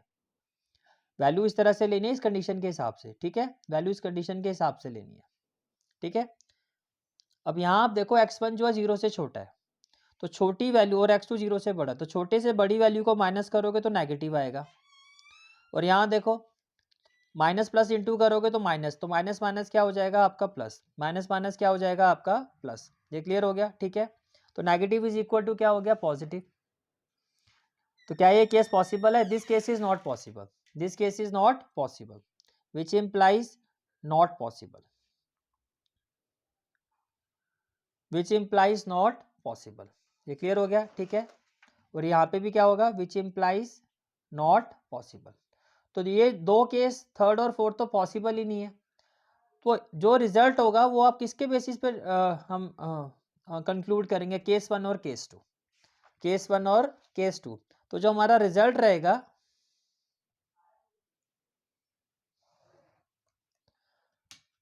तो जो हमारा कंक्लूजन होगा वो किस पर होगा, केस 1 केस 2। तो आप क्या लिखोगे, from case 1, from case 1 and case 2, from case 1 and case 2 we can clearly state that function is 1 1, we can clearly state that function is 1 1। is it clear, clear हो गया यहाँ तक, ठीक है। we can clearly state that function is 1 1। देखो अब हमें check करना है whether the given function is onto or not, whether the given function is onto or not। तो देखो onto में क्या होता है, ये आपका सेट ए है जिसको हम क्या कहते हैं, डोमेन, और जिसके एलिमेंट क्या होते हैं x। और ये आपका क्या होता है, सेट बी, जिसको हम क्या कहते हैं, को डोमेन, जिसको हम क्या कहते हैं, को डोमेन, और fx और y। तो कोडोमेन के जितने भी एलिमेंट है उनकी प्री इमेज होनी चाहिए सेट ए में, यानी कि यहाँ पे जितने भी एलिमेंट है उन सब की, वो सारे के सारे जो होने चाहिए उनकी प्री इमेज होनी चाहिए सेट ए में। अगर ऐसा है तो आप कहोगे कि ये ऑन टू है, ये ऑन टू है, राइट। अब अगेन ऑन टू के लिए भी, जैसे कि हमारा फंक्शन ब्रेक हुआ है, तो ऑन टू के लिए for onto. Again first case क्या होगा, केस 1, केस 1 क्या होगा, x is greater than equal to 0 and y is greater than equal to 0। अब यहां पर जो बात होगी वो किसकी होगी, x और y की, ठीक है। देखो x अगर 0 से बड़ा है तो y की वैल्यू क्या होगी, x upon 1 plus x. x अगर 0 से बड़ा है तो y की वैल्यू क्या होगी, 1 अपॉन एक्स प्लस एक्स। अभी ये y in terms of x, हमें क्या करना है, हमें इसको लिखना है x in terms of y। तो क्या होगा, which implies y into Y, Y into 1 क्या हो जाएगा y, plus y into X क्या हो जाएगा एक्स वाई, इक्वल टू में क्या हो जाएगा x हो जाएगा, इक्वल टू में क्या हो जाएगा x, which implies y is equal to x। ये जो प्लस एक्स वाई है इसको राइट हैंड साइड पे लेके आ जाओ, तो क्या हो जाएगा minus x Y, which implies y is equal to x common ले लो, तो ब्रैकेट में क्या हो जाएगा 1 माइनस वाई, ब्रैकेट में क्या हो जाएगा 1 माइनस वाई। तो x की वैल्यू क्या हो जाएगी, x will be equal to y upon 1 minus Y, x will be equal to y upon 1 minus Y. Is it clear? ठीक है, x will be equal to y upon 1 minus Y. Clear है यहाँ तक? ठीक है, अब देखो जैसे कि हमने अभी किया था, जो डोमेन है वो क्या है? All real number. डोमेन यहाँ पर क्या है? All real number, minus 0.4 so on 0 1 2 3 and so on. Domain में x belongs to all real number, लेकिन जो y है, जो यहाँ पे y है दैट इज कोडोमेन। जो y है इसकी क्या है? लिमिट है कि -1 और 1 के बीच में, यहाँ पर -1 और 1 के बीच में जो भी रियल नंबर है वो है, लाइक -0.5 -0.4 इस तरह से। ठीक है, 0 1 2 0 1 नॉट 1 2 0 0.5 और 1 0 0.5 और 1। अब देखो मैं अगर यहाँ पर y की कुछ भी वैल्यू रखूँगा, मैं यहाँ पर y की कोई भी वैल्यू रखूँगा, उसको सॉल्व करके मैं यहाँ पर y की कोई भी वैल्यू रखूँगा, यहाँ से कोई भी वैल्यू रखूँगा, उसको सॉल्व करके जो भी वैल्यू आएगी वो कोई ना कोई रियल नंबर ही होगी, वो कोई ना कोई रियल नंबर ही होगी। मेरी बात समझ में आ रही है? ठीक है, means for all y greater than equal to 0 where y belongs to the codomain, where y belongs to the codomain, for all y greater than equal to 0 where y belongs to the codomain, there exists x which is equal to y upon 1 minus y belongs to R, such that fx is equal to y, तो case 1 से तो proof हो गया, case 1 में तो clear हो गया कि जितने भी y सेट के एलिमेंट है उन सबकी प्री इमेज है सेट ए में, राइट? प्री इमेज है, तो ये तो कंडीशन को क्या कर रहा है? सेटिस्फाई कर रहा है। ठीक है, अब हम बात करते हैं केस 2 की। केस 2 में क्या होगा? x greater than equal to 0, तो केस 2 क्या होगा? x less than 0 and y less than 0, x less than 0 and y less than 0। अब देखो अगर x लेस देन 0 है तो y की वैल्यू क्या हो जाएगी? लेस देन 0 तो 1 माइनस एक्स हो जाएगा, तो ये हो जाएगा x अपॉन 1 माइनस एक्स। क्या हो जाएगा? x upon 1 minus x. Cross multiply करो, y minus x y equal to x, y minus x y equal to x. तो y इक्वल टू क्या हो जाएगा? ये माइनस राइट हैंड साइड में शिफ्ट हो जाएगा, तो ये हो जाएगा x प्लस एक्स वाई। ये क्या हो जाएगा? x plus x y. ये क्लियर हो गया? Which implies y equal to x bracket में क्या हो जाएगा? 1 plus y. y equal to x bracket में क्या हो जाएगा? 1 plus y, which implies x equal to क्या हो जाएगा? x इक्वल टू क्या हो जाएगा? y upon 1 plus y. Again मैं y की कोई भी वैल्यू यहाँ पे रखता हूँ, y की मैं कोई भी वैल्यू यहाँ पे रखूँगा, यहाँ से मैं कोई भी वैल्यू उठा के यहाँ पे पुट करता हूँ, तो जो भी वैल्यू आएगी वो एक रियल नंबर होगी जो एक्स सेट में होगा, क्योंकि एक्स सेट में तो सभी रियल नंबर है, एक्स की तो कोई लिमिट है नहीं, x belongs to all real number. तो इसको सॉल्व करके जो भी आएगा वो एक रियल नंबर आएगा, इसको सॉल्व करके जो भी वैल्यू रखूंगा वो एक रियल नंबर आएगी। जैसे यहाँ पर देखो, अब यहाँ पर क्या कंडीशन थी? क्वेश्चन में कहा जा रहा है कि जो वाई सेट के एलिमेंट है उसमें -1, इवन 1 मैंने गलती से लिख दिया, -1 और 1 के बीच में है, 1 भी नहीं आएगा, क्योंकि 1 आ गया तो ये 0 हो जाएगा, 1 आएगा तो 0 हो जाएगा, फिर तो नॉट डिफाइन हो जाएगा। समझ में आ रहा है? क्वेश्चन में कहा गया -1 और 1, क्वेश्चन में कहा गया, आप क्वेश्चन में देख सकते हो कि जो x है वो -1 और 1 के बीच में, इक्वल नहीं है, ना -1 के इक्वल है ना 1 के इक्वल, तो ना -1 के इक्वल है ना 1 के इक्वल है, तो ये नॉट डिफाइन बन ही नहीं सकता। फिर जो भी वैल्यू आएगी ये क्या होगा? All real number. ऐसे यहाँ भी देखो, कुछ भी पुट करूंगा मैं, -1 और 1 के बीच में कोई भी वैल्यू यहाँ पे रखूंगा वो एक रियल नंबर होगी, और सभी रियल नंबर एक्स में, सभी रियल नंबर क्या है आपके? एक्स में है। तो इसका मतलब क्या? For all y less than 0 y belongs to codomain, there exists x which is equal to y upon 1 plus y belongs to R such that belongs to R such that f of x is equal to y, such that f of x is equal to y, right? From case 1 and case 2, it is clear that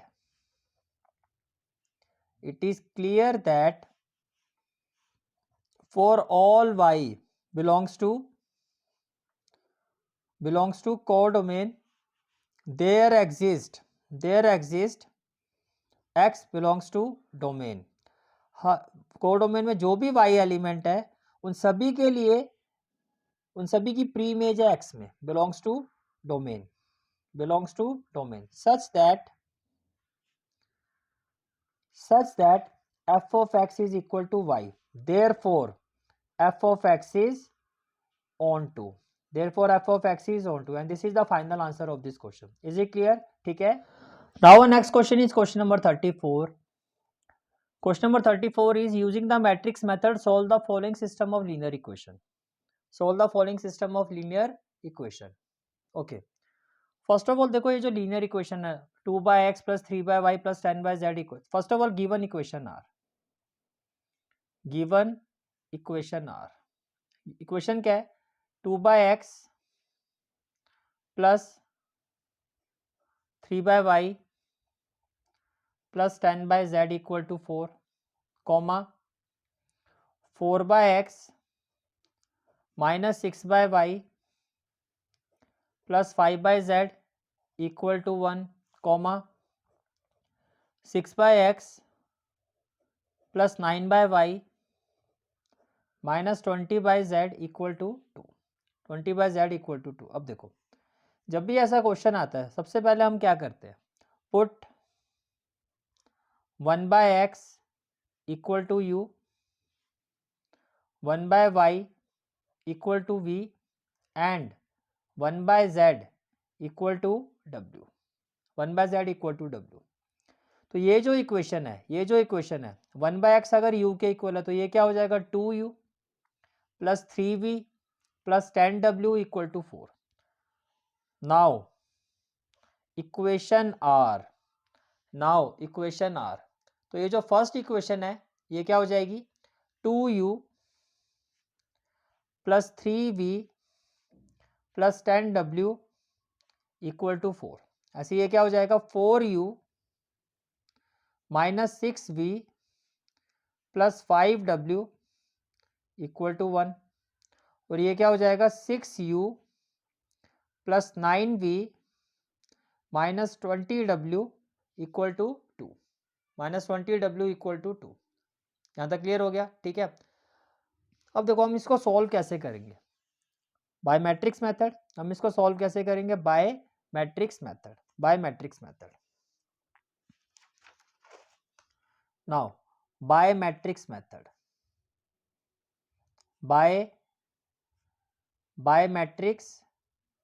क्या होता है, ax by matrix method ax is equal to b, where a is equal to coefficient of uvw.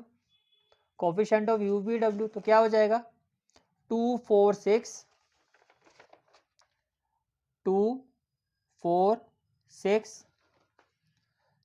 - 6 9 3 - 6 9 10 5 - 20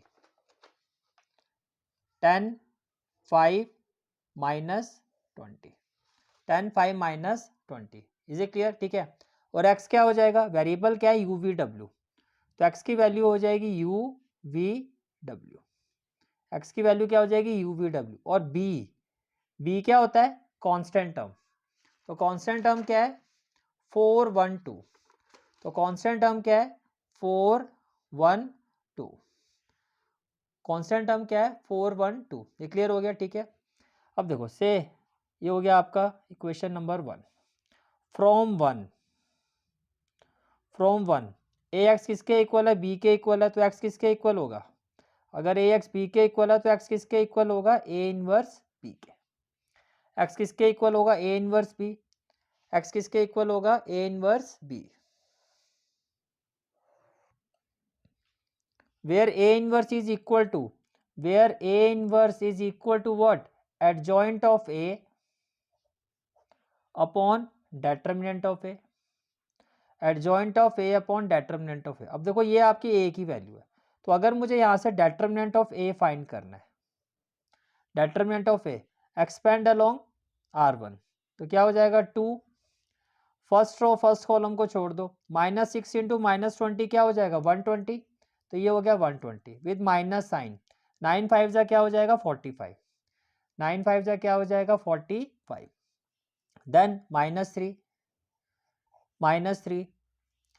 अब -3 first row second column को छोड़ दो, 4 into -20 क्या हो जाएगा -80, ये क्या हो जाएगा -80, और 6 5 जा क्या हो जाएगा 30 विद माइनस साइन, ये हो जाएगा -30, right, +10 first row third column को छोड़ दो, 9 4 जा क्या हो जाएगा 36, 9 4 जा क्या हो जाएगा 36, और माइनस माइनस क्या हो जाएगा प्लस, तो ये हो गया आपका 36, ये क्लियर हो गया। तो determinant of A will be equal to, determinant of A will be equal to, देखो अब जब आप इसको सॉल्व करोगे, ये हो गया 2 इंटू 120 माइनस 45, 120 माइनस 45 क्या होगा 10 माइनस 5 5, 11 माइनस 4 कितना होगा 7, तो ये तो हो गया 2 इंटू 75, 2 इंटू 75 -3 -80 -30, ये हो गया -110 +10 36 + 36, ये हो गया आपका 72, ये क्या हो गया 72। अब देखो 75 2 जा कितना होगा 150, माइनस माइनस क्या होगा प्लस, 11 3 जा हो गया 330, और ये हो गया 720, सबको ऐड करो 0 8 और 2 10, 7 + 1 8, 9 और 3 12, तो आपका जो डेटर्मिनेंट ऑफ ए है, जो आपका डेटर्मिनेंट ऑफ ए है वो आपका आ रहा है 1200, डेटर्मिनेंट ऑफ ए हमारा क्या आ रहा है 1200, यहाँ तक क्लियर हो गया, ठीक है।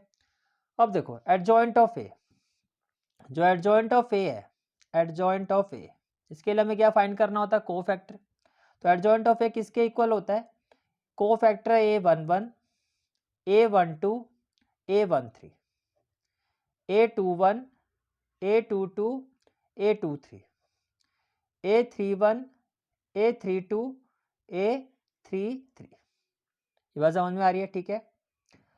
अब कोफैक्टर कैसे फाइंड कर, जैसे A11 तो क्या होगा -1 raise to power 1 + 1, first row first column को छोड़ दो, फर्स्ट रो फर्स्ट कॉलम को छोड़ दो, ये 4 एलिमेंट बचेंगे, तो कैसे लिखोगे -6 5 -6 5 9 और -20, 9 और -20, राइट, तो -1 रेज टू पावर 2, भाई इवन है 1 + 1 2, ये तो 1 ही हो जाएगा, और -6 इंटू -20 क्या हो जाएगा 120 विद माइनस साइन, 9 5 जा क्या हो जाएगा 45, तो A11 जो है आपका वो किसके इक्वल आएगा, वो आएगा 75 के इक्वल, समझ में आ गया, A11 की वैल्यू क्या होगी 75।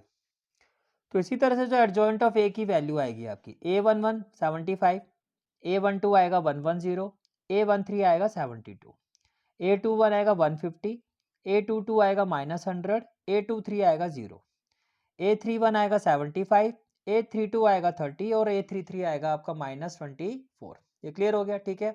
Now A inverse is equal to adjoint of A upon determinant of a, तो 1 अपॉन डेटर्मिनेंट ऑफ ए तो हो गया 1/1200, और एडजॉइंट ऑफ ए क्या आ गया 75 150 75 110 -100 30 72 0 और -24, यहाँ तक क्लियर हो गया, ठीक है।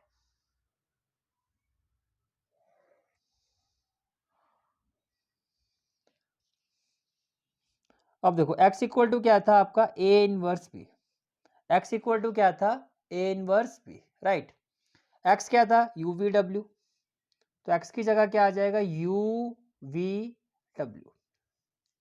इक्वल टू A इनवर्स क्या हो गया 1/1200 विद इन ब्रैकेट 75 110 72 150 -100 0 75, 30 और -24। बी क्या था? Constant, that is 412। बी क्या था? कांस्टेंट, सारी कांस्टेंट टर्म। बी की वैल्यू क्या थी? मैट्रिक्स बी क्या थी? 412। मैट्रिक्स बी क्या थी? 412, 412। This is the value of matrix B. This is the value of matrix B, right? Now it will be equal to 1 by 1200. 1 by 1200. देखो 75 into 4, that is 300, plus 150 into 1, 150, plus 75 into 2, 150. कुछ ऐसे होगा. 110 into 4, 440, minus 100 into 1, minus 100, 30 into 2, plus 60. 72 into 4, 288. 288, 4 2 जा 8, 7 4 the 28. 0 into 1 plus 0, minus 24 into 2, minus 48. क्या हो जाएगा? minus 48. ये clear हो गया? ठीक है. It will be equal to 1 by 1200. 150 plus 150, 300, 300 plus 300 कितना हो जाएगा? 600. कितना हो जाएगा? 600. 440 plus 60, 500 minus 100 कितना हो जाएगा? 500. 400 कितना हो जाएगा? 400. 500 minus 100, 400. 288 minus 48, ये हो जाएगा 240. ये क्या हो जाएगा? 240. ये क्लियर हो गया? ठीक है. इसका मतलब क्या हुआ? Which implies UVW is equal to, देखो 600 को 1200 से डिवाइड करोगे तो क्या आ जाएगा? 1/2. 1/2. 400 00 से 00 कैंसिल, 4 1 जा 4, 4 3 जा 12, ये हो जाएगा 1/3. और 240 बाय 1200 करोगे तो ये हो जाएगा 0 से 0 कैंसिल, 24 5 जा 120, तो ये हो गया आपका 1/5. तो एक तो u जो है आपका u क्या हो गया? 1/2. v value of b is 1/3 और वैल्यू ऑफ w इज 1/5. बात समझ में आ रही है? By law of equality u क्या हो जाएगा? 1/2. v क्या हो जाएगा? 1/3 और w क्या हो जाएगा? 1/5. w क्या हो जाएगा? 1/5, राइट. अब देखो, अब एज पर क्वेश्चन आपका u जो था वो किसके इक्वल था? 1/x. u किसके इक्वल था? 1/x. और u की वैल्यू क्या आई है? 1/2 आई है. u की वैल्यू क्या आई है? 1/2 आई है. u की वैल्यू क्या आई है? 1/2 आई है, राइट. तो मैं यहीं इसको सॉल्व कर देता हूं. देखो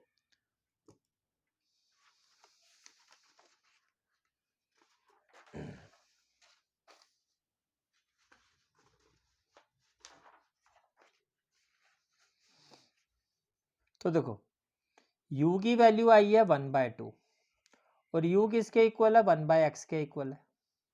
तो दोनों को, ये भी u ये भी, लेफ्ट हैंड साइड सेम है तो राइट हैंड साइड भी सेम होगी. तो 1/x इक्वल टू क्या हो गया? 1/2. तो इसका मतलब जो x है वो तो हो गया 2. x कितना हो गया? 2 हो गया. ये क्लियर हो गया? ठीक है. अब v किसके इक्वल है? 1/y. v किसके इक्वल है? v is equal to 1/y. और v की जो वैल्यू आई है वो आई है 1/3. v की जो वैल्यू आई है, वैल्यू ऑफ v इज 1/3. तो इसका मतलब क्या? लेफ्ट हैंड साइड सेम है तो 1/y किसके इक्वल होगा? 1/3 के. तो y इक्वल टू क्या हो जाएगा? 3. y इक्वल टू क्या हो जाएगा? 3. ये क्लियर हो गया? ठीक है, ओके. इसी तरह से w किसके इक्वल है? 1/z. w is equal to 1/z. और w की वैल्यू क्या आई है? 1/5. w की वैल्यू क्या आई है? 1/5. w is equal to 1/5. तो दोनों को अगर आप इक्वेट करोगे तो 1/z इक्वल टू क्या हो गया? 1/5. तो z की वैल्यू क्या आ जाएगी? 5. z की वैल्यू क्या हो जाएगी? 5. which implies x is equal to 2, y equal to 3 and z is equal to 5. And this is the final answer of this question. This is the final answer of this question. Now next question is question number 35. Next question is question number 35. Question is, find the coordinates of the image of the point 163. Okay, आपको एक point given है 163. तो मान लेते हैं let p be, let given point b, let given point B P, इसके coordinate क्या है 1,6,3। तो आपको ये पॉइंट पी गिवन है जिसके कोऑर्डिनेट है 1,6,3। आपको ये कहा जा रहा है कि आपको इस पॉइंट की इमेज फाइंड करनी है with respect to the line, with respect to the line. Line क्या है, given equation, given equation of line is, देखो वेक्टर फॉर्म में आपको गिवन इक्वेशन, आपको इक्वेशन गिवन है r vector is equal to j cap plus 2k cap plus lambda i cap plus 2j cap plus 3k cap. ये आपको vector form में given है। देखो जब भी इस तरह का क्वेश्चन आता है कि किसी पॉइंट की आपको इमेज गिवन है, तो आपको क्या करना है, सबसे पहले देखो ये आपको जो गिवन है ये वेक्टर फॉर्म में गिवन है। स्टैंडर्ड फॉर्म क्या होती है वेक्टर फॉर्म की, r vector is equal to a vector plus lambda b vector. तो ये तो हो गया आपका बी वेक्टर और ये हो गया आपका ए वेक्टर। अब हमें क्या करना है, ये वेक्टर फॉर्म में गिवन है, हम इसको कन्वर्ट करेंगे कार्टेशियन फॉर्म में। कार्टेशियन फॉर्म का मतलब, कार्टेशियन फॉर्म क्या होती है, x minus x1 by a equal to y minus y1 by b equal to z minus z1 by c. तो क्या इतनी बात समझ में आ गई आपको? सबसे पहले क्या करना है आपको, भैया आपको इक्वेशन अगर वेक्टर फॉर्म में गिवन है और आपको पॉइंट की इमेज फाइंड करनी है, तो सबसे पहले आपको इस वेक्टर फॉर्म को कार्टेशियन फॉर्म में चेंज करना है, जिसमें x1 y1 z1 क्या होते हैं, वेक्टर ए के i j k के कोफिशिएंट, और ए बी सी जो होते हैं डायरेक्शन रेशियोज होते हैं, जो वेक्टर बी के i j k के कोफिशिएंट होते हैं। ये बात समझ में आ रही है? ठीक है, यहां तक क्लियर हो गया? ठीक है, now given equation in Cartesian form, given equation in Cartesian form can be written as, given equation in Cartesian form can be written as, क्या हो जाएगा, x माइनस x1। अब x1 क्या है, यहाँ तो i वेक्टर है नहीं, तो उसका कोफिशिएंट क्या होगा 0 अपॉन a, i के आपका कोफिशिएंट क्या होगा 1, तो ये हो गया x minus 0/1 equal to y minus y1, j के आपका कोफिशिएंट क्या होगा 1, और यहाँ जे के आपका कोफिशिएंट क्या है 2, तो बी क्या हो गया 2 equal to z minus z1 क्या होगा 2 और c क्या होगा 3। तो यह आ गई आपकी कार्टेशियन फॉर्म, ये क्या हो गई कार्टेशियन फॉर्म। ये बात समझ में आ रही है? ठीक है, अब देखो क्वेश्चन में क्या कहा जा रहा है आपको, क्वेश्चन में कहा जा रहा है कि ये जो पॉइंट P है, ये जो पॉइंट P है जिसके कोऑर्डिनेट क्या है 1,6,3, इसके कोऑर्डिनेट क्या है 1,6,3, इस पॉइंट की आपको इमेज फाइंड करनी है। इस पॉइंट की आपको क्या फाइंड करनी है, image with respect to the given line.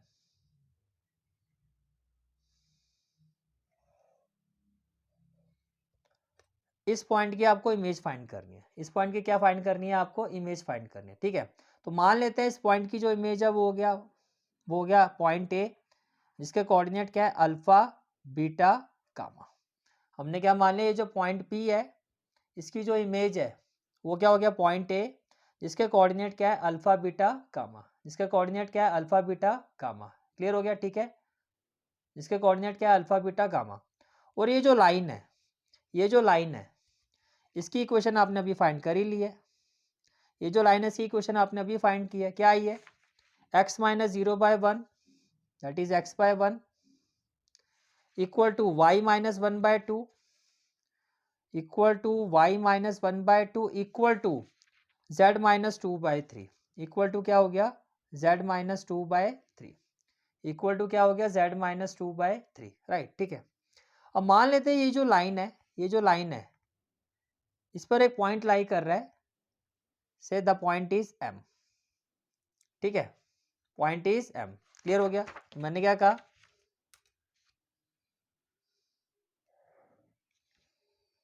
First of all let a alpha beta gamma be the image of point P।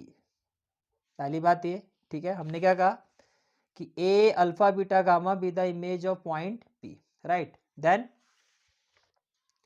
And let M lies on given line, कि एक पॉइंट M है जो किस पर लाई कर रहा है, गिवन लाइन पर, ठीक है। अब देखो इस लाइन पर कोई भी जनरल पॉइंट के कोऑर्डिनेट्स क्या होंगे, ठीक है। Now general point lie on, general point से M, जनरल पॉइंट हम M ले लेते हैं भाई, कोई भी जनरल पॉइंट का मतलब से पॉइंट M। तो general point M lie on given line having coordinates. देखो जो लाइन की इक्वेशन है वो क्या है, x/1, तो आपने लिखा x/1 equal to y-1/2 equal to z-2/3 equal to z-2/3 say it is equal to lambda. तो क्या होगा, x will be equal to 1 into lambda, क्या हो जाएगा lambda, y will be equal to 2 lambda, -1 यहाँ जाके क्या हो जाएगा +1, और z इक्वल टू क्या हो जाएगा 3 लैम्डा, -2 यहाँ जाके क्या हो जाएगा +2, -2 यहाँ जाके क्या हो जाएगा +2। इसका मतलब ये जो पॉइंट M है, इसके कोऑर्डिनेट्स क्या हो जाएंगे, now coordinates of point M क्या हो जाएंगे, फर्स्ट ऑफ ऑल x की जगह होगा लैम्डा, तो ये हो जाएगा लैम्डा, कॉमा 2 लैम्डा +1, तो ये हो जाएगा 2 लैम्डा +1, और z इक्वल टू क्या है 3 लैम्डा +2, तो z की जगह क्या आ जाएगा 3 लैम्डा +2, z की जगह क्या हो जाएगा 3 लैम्डा +2, राइट। तो इसका मतलब ये जो पॉइंट M है इसके कोऑर्डिनेट्स के आगे हमारे पास लैम्डा 2 लैम्डा +1 और 3 लैम्डा +2, क्या आ गए 3 लैम्डा +2। यहाँ तक क्लियर हो गया, ठीक है, यहाँ तक कोई डाउट तो नहीं है। और ये जो लाइन है say the line be L, line को क्या ले लेते हैं हम L, the given line is L, right. Now clearly can I say that clearly PM is perpendicular to line L, भाई ये जो PM है वो इस लाइन L पर क्या है परपेंडिकुलर है, ठीक है। अब देखो direction ratios of point M,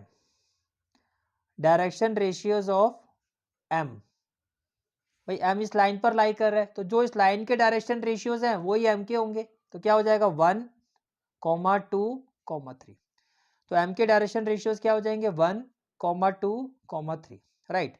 and direction ratios of PM क्या होंगे x2 minus x1, direction ratios of PM क्या होंगे x2 minus x1, that is lambda -1, तो ये हो जाएंगे लैम्डा -1, और 2 लैम्डा +1 -6, तो 1 -6 कितना हो जाएगा -5, तो ये हो जाएगा 2 लैम्डा -5, 3 लैम्डा +2 -3, 2 -3 क्या हो जाएगा -1, तो ये हो जाएगा 3 लैम्डा -1, ये क्या हो जाएगा 3 लैम्डा -1, ठीक है। अब देखो PM जो है आपका वो इस एल पर परपेंडिकुलर है, तो इनके डायरेक्शन रेशियोज के बीच में क्या होगा relation, as PM is perpendicular to line L, therefore इनके जो डायरेक्शन रेशियोज है A1 A2 plus B1 B2 plus C1 C2, ये किसके इक्वल होगा 0 के इक्वल होगा, ये किसके इक्वल होगा 0 के, तो से ये A1 हो गया ये A2 हो गया, तो क्या हो जाएगा which implies 1 into lambda -1 plus 2 into 2 lambda -5 plus 3 into 3 lambda -1, ये किसके इक्वल हो जाएगा 0 के इक्वल हो जाएगा, ये किसके इक्वल हो जाएगा 0 के इक्वल हो जाएगा, विच इम्प्लाइज ये क्या हो जाएगा आपका लैम्डा -1, 2 2 जा 4 लैम्डा -10, 2 2 जा 4 lambda -10, right. 4 lambda -10 plus 9 lambda और -3 इक्वल टू क्या हो जाएगा 0 हो जाएगा, इक्वल टू क्या हो जाएगा 0।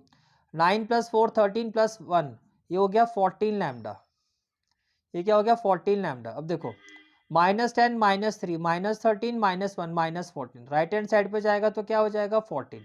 इसका मतलब जो लैम्डा है उसकी वैल्यू क्या होगी 1। इसका मतलब जो लैम्डा है उसकी वैल्यू क्या हो जाएगी 1, उसकी वैल्यू क्या हो जाएगी 1, ठीक है, उसकी वैल्यू क्या हो जाएगी 1।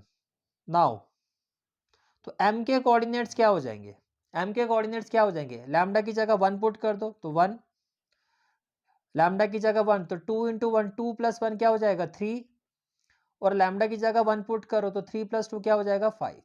तो m के कोऑर्डिनेट्स क्या हो जाएंगे 1 3 5, m के कोऑर्डिनेट्स क्या हो जाएंगे 1 3 5, राइट। ये क्लियर हो गया आपको। अब देखो किसी भी पॉइंट की with respect to the line जो इमेज होती है वो क्या होती है, जितना डिस्टेंस इधर होता है उतना ही डिस्टेंस इधर होता है। भैया मिरर में अपने आप को देखते हो तो जितना आप मिरर के इधर खड़े होते हो उतनी आपकी इमेज इधर होती है, आप आगे आओगे तो इमेज भी आगे आ जाएगी, आप पीछे जाओगे इमेज भी, तो ये डिस्टेंस इक्वल होता है। ये जो डिस्टेंस है ये इक्वल होता है। इसका मतलब ये हो गया कि ये जो एम पॉइंट है, ये जो एम पॉइंट है वो यहाँ पर क्या है मिड पॉइंट है, ये यहाँ पर क्या है मिड पॉइंट है। मेरी बात समझ में आ रही है, ठीक है। तो क्या कहा आपने, क्या कहा आपने, here here M is the midpoint, here M is the midpoint of line segment, here M is the midpoint of line segment PA। कि भाई ये जो M है, ये जो M है आपका वो मिड पॉइंट है लाइन सेगमेंट PA का, क्या है मिड पॉइंट है लाइन सेगमेंट PA का, ठीक है। Therefore therefore by mid point formula, therefore by mid point, therefore by mid point formula, by mid point formula देखो m का जो कोऑर्डिनेट है x वाला वो क्या है 1, तो x कोऑर्डिनेट जो m का 1 है वो किसके इक्वल होना चाहिए, वो होना चाहिए 1 + α/2, it should be equal to 1 + α/2। तो जब इसको इक्वेट करोगे तो 2 1 जा क्या हो जाएगा 2 इक्वल टू क्या हो जाएगा 1 + α, तो अल्फा की वैल्यू क्या हो जाएगी 1, अल्फा की वैल्यू क्या हो जाएगी 1। ये क्लियर हो गया, ठीक है। इसी तरह से m का जो y पॉइंट है 3, m का जो y पॉइंट है 3 वो किसके इक्वल होना चाहिए, ये इक्वल होना चाहिए 6 + β/2, 6 + β/2, 6 + β/2 विच इम्प्लाइज 3 2 जा क्या हो जाएगा 6 इक्वल टू 6 + बीटा। तो बीटा की वैल्यू क्या हो जाएगी 6 से 6 कैंसिल हो जाएगा, बीटा आ गया 0, बीटा क्या आ गया 0, ठीक है। इसी तरह से ये जो z वाला पॉइंट है 5, z वाला जो पॉइंट है 5 5 ये किसके इक्वल होना चाहिए z1 + z2/2, z1 + z2/2 that is 3 + γ/2, तो it should be equal to 3 + γ/2, 3 + γ/2। तो 5 2 जा क्या हो जाएगा 10 इक्वल टू 3 + गामा, तो गामा की वैल्यू क्या हो जाएगी, gamma will be equal to 10 - 3 7, gamma will be equal to 10 - 3 क्या हो जाएगा आपका 7 हो जाएगा। क्लियर हो गया, ठीक है। तो अल्फा आ गया आपका 1, इसका मतलब ये जो पॉइंट ए है अल्फा क्या हो गया 1, बीटा की वैल्यू है 0, गामा की वैल्यू 7, 1 0 7। तो इसका मतलब जो रिक्वायर्ड इमेज पॉइंट है, जो इमेज पॉइंट था हमारा वो क्या आएगा, यानी कि इमेज पॉइंट पी की जो इमेज है वो क्या होगी 107, ठीक है। Now image of point P, image of point P 163 will be point A having coordinates 107, point A having coordinates 107। यहाँ तक क्लियर हो गया, ठीक है, यहाँ तक कोई डाउट तो नहीं है। इसके बाद क्वेश्चन में आपसे पूछा जा रहा है फाइंड द डिस्टेंस, इसके बाद क्वेश्चन में आपसे पूछा जा रहा है also find the distance of the image from the y axis, also find the distance of the image from the y axis. ठीक है, अब देखो डिस्टेंस कैसे फाइंड करोगे, हमें क्या कहा जा रहा है, हमें इमेज का इस इमेज का डिस्टेंस वाई एक्सिस यानी कि पॉइंट ए का डिस्टेंस हमें वाई एक्सिस से फाइंड करना है। ठीक है, now now distance of distance of image A from y axis, distance of image A from y axis. अब मेरी बात ध्यान से सुनना, देखो ए जो है आपका उसके कोऑर्डिनेट्स क्या है 1 0 7। ठीक है, आपको इस पॉइंट का डिस्टेंस जो है, आपको इस पॉइंट का जो डिस्टेंस है वो किस point y axis, y axis का मतलब एक चीज तो क्लियर है, एक्स भी 0 है और जेड भी 0 है। अब देखो यहाँ पर वाई पॉइंट भी 0 है, तो इसका मतलब जो जिस पॉइंट से आपको इसका वाई एक्सिस से जो इस पॉइंट का डिस्टेंस होगा with respect to the y axis वो किस पॉइंट से निकालोगे 0 0 0। वाई यहाँ पर 3 होता तो यहाँ पर 3 हो जाता, लेकिन वाई एक्सिस पर पॉइंट है तो एक्स और जेड तो 0 ही है, लेकिन यहाँ पर वाई भी 0 है। जिस पॉइंट का इमेज निकाला जाता है, जिस एक्सिस पर निकाला जाता है, उसी एक्सिस को छोड़ के बाकी एक्सिस 0 रहते हैं।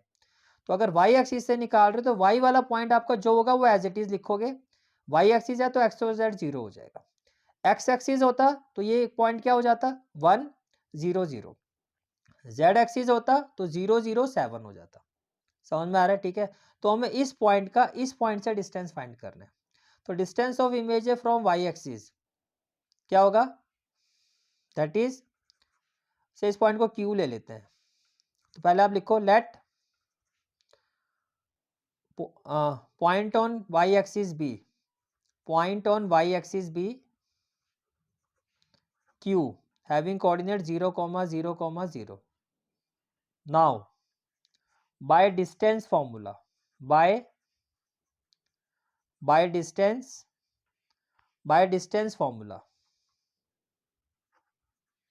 by distance formula, ठीक है, aq will be equal to क्या होगा जी x2 minus x1 0 minus 1 whole square plus 0 minus 0 है तो 0 ही हो जाएगा, और 0 माइनस 7 ये कितना हो जाएगा आपका 0 माइनस 7 होल स्क्वायर।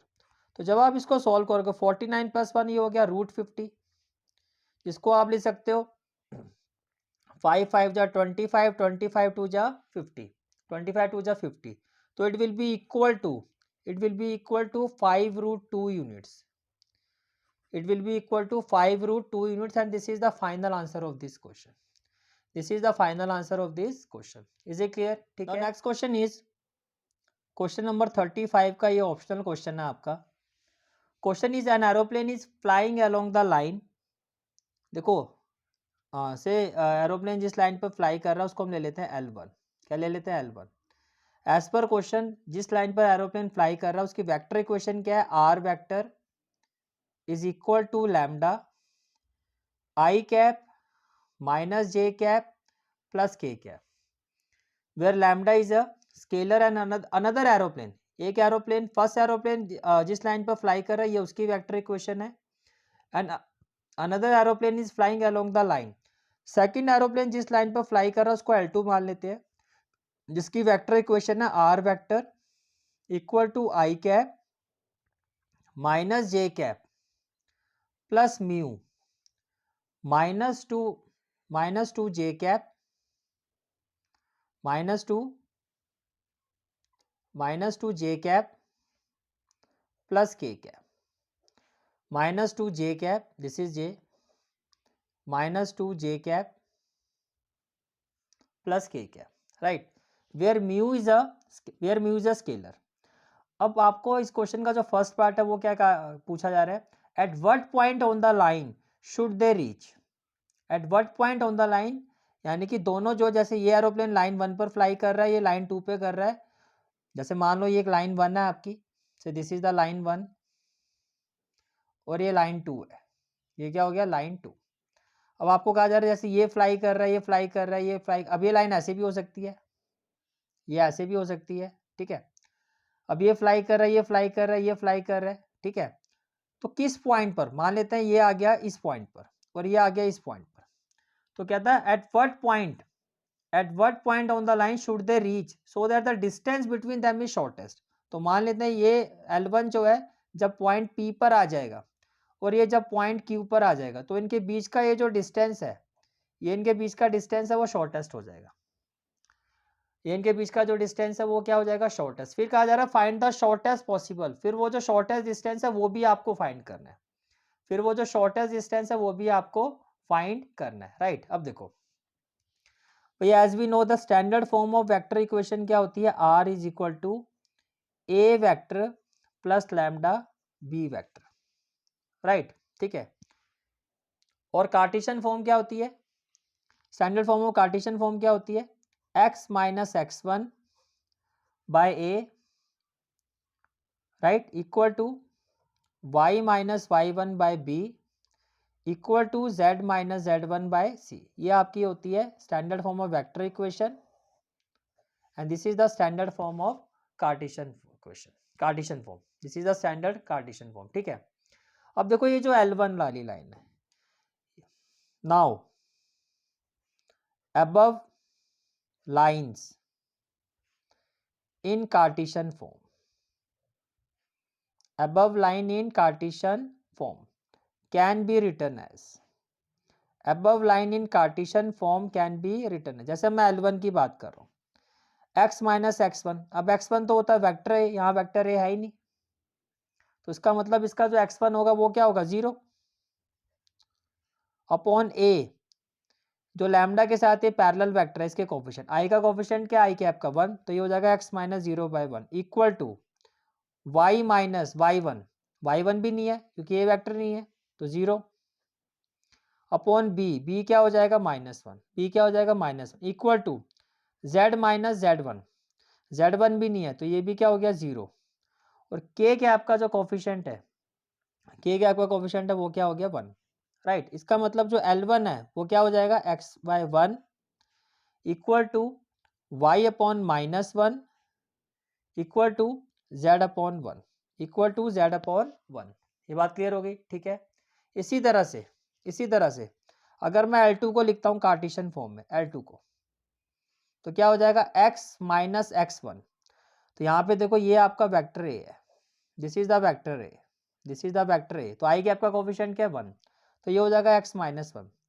बट यहाँ देखो जो बी वेक्टर, यहाँ पे ये जो बी वेक्टर है इसमें आई कैप है ही नहीं, तो अपॉन में क्या हो जाएगा 0 equal to y minus y1, j cap का कोफिशिएंट क्या माइनस, तो माइनस माइनस क्या हो जाएगा प्लस, तो ये हो जाएगा y प्लस 1, और जे कैप का कोफिशिएंट क्या -2, तो ये हो जाएगा -2 equal to z minus z1, तो यहाँ पर देखो k कैप है नहीं है, तो k कैप का मतलब हो गया 0, k कैप का मतलब क्या हो गया 0 अपॉन c, k कैप का कोफिशिएंट क्या है 1 अपॉन 1, तो इसका मतलब जो L2 लाइन है इसकी जो कार्टेशियन फॉर्म होगी वो क्या हो जाएगी आपकी, L2 लाइन की जो कार्टेशियन फॉर्म है वो क्या होगी आपकी, x minus 1 by 0 equal to y plus 1 by -2 equal to z by 1, equal to क्या होगी z बाय 1। ये क्लियर हो गया, ठीक है।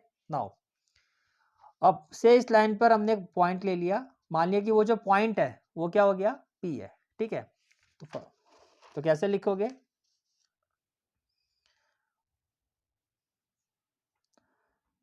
से arbitrary point on line L1B, line L1 की इक्वेशन क्या है, x by 1 equal to y by -1 equal to z by 1, तो x by 1 equal to y by -1 equal to z by 1, अब it will be equal to lambda, it will be equal to lambda, ठीक है। तो x क्या हो जाएगा, which implies x is equal to 1 into lambda, क्या हो जाएगा लैम्डा, y इक्वल टू क्या हो जाएगा माइनस लैम्डा, और z इक्वल टू क्या हो जाएगा लैम्डा, z इक्वल टू क्या हो जाएगा लैम्डा, ठीक है। और मान लेते हैं let this point be, let this point be P with coordinate lambda minus lambda and lambda, ठीक है। तो हमने क्या मान लिया कि ये जो पॉइंट P है इसके कोऑर्डिनेट क्या है, लैम्डा माइनस लैम्डा और लैम्डा। यहाँ तक क्लियर हो गया, ठीक है, यहाँ तक ठीक है। इसी तरह से now arbitrary point on line L2B, on line L2B। अब L2 वाली जो लाइन है उसकी इक्वेशन क्या है, x minus 1/0 x minus 1/0 equal to by 0 equal to y plus 1/-2 y plus 1/-2 equal to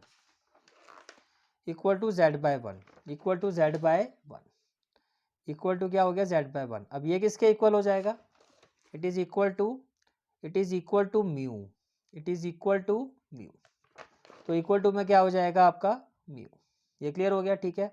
which implies x equal to क्या हो जाएगा, देखो -1 वहां जाएगा तो क्या हो जाएगा +1 भाई mu into 0 0। y equal to क्या होगा -2 म्यू और +1 यहाँ शिफ्ट होगा तो -1। और z इक्वल टू क्या होगा 1 इंटू म्यू, क्या हो जाएगा म्यू, z इक्वल टू क्या हो जाएगा म्यू, ठीक है। लेट दिस पॉइंट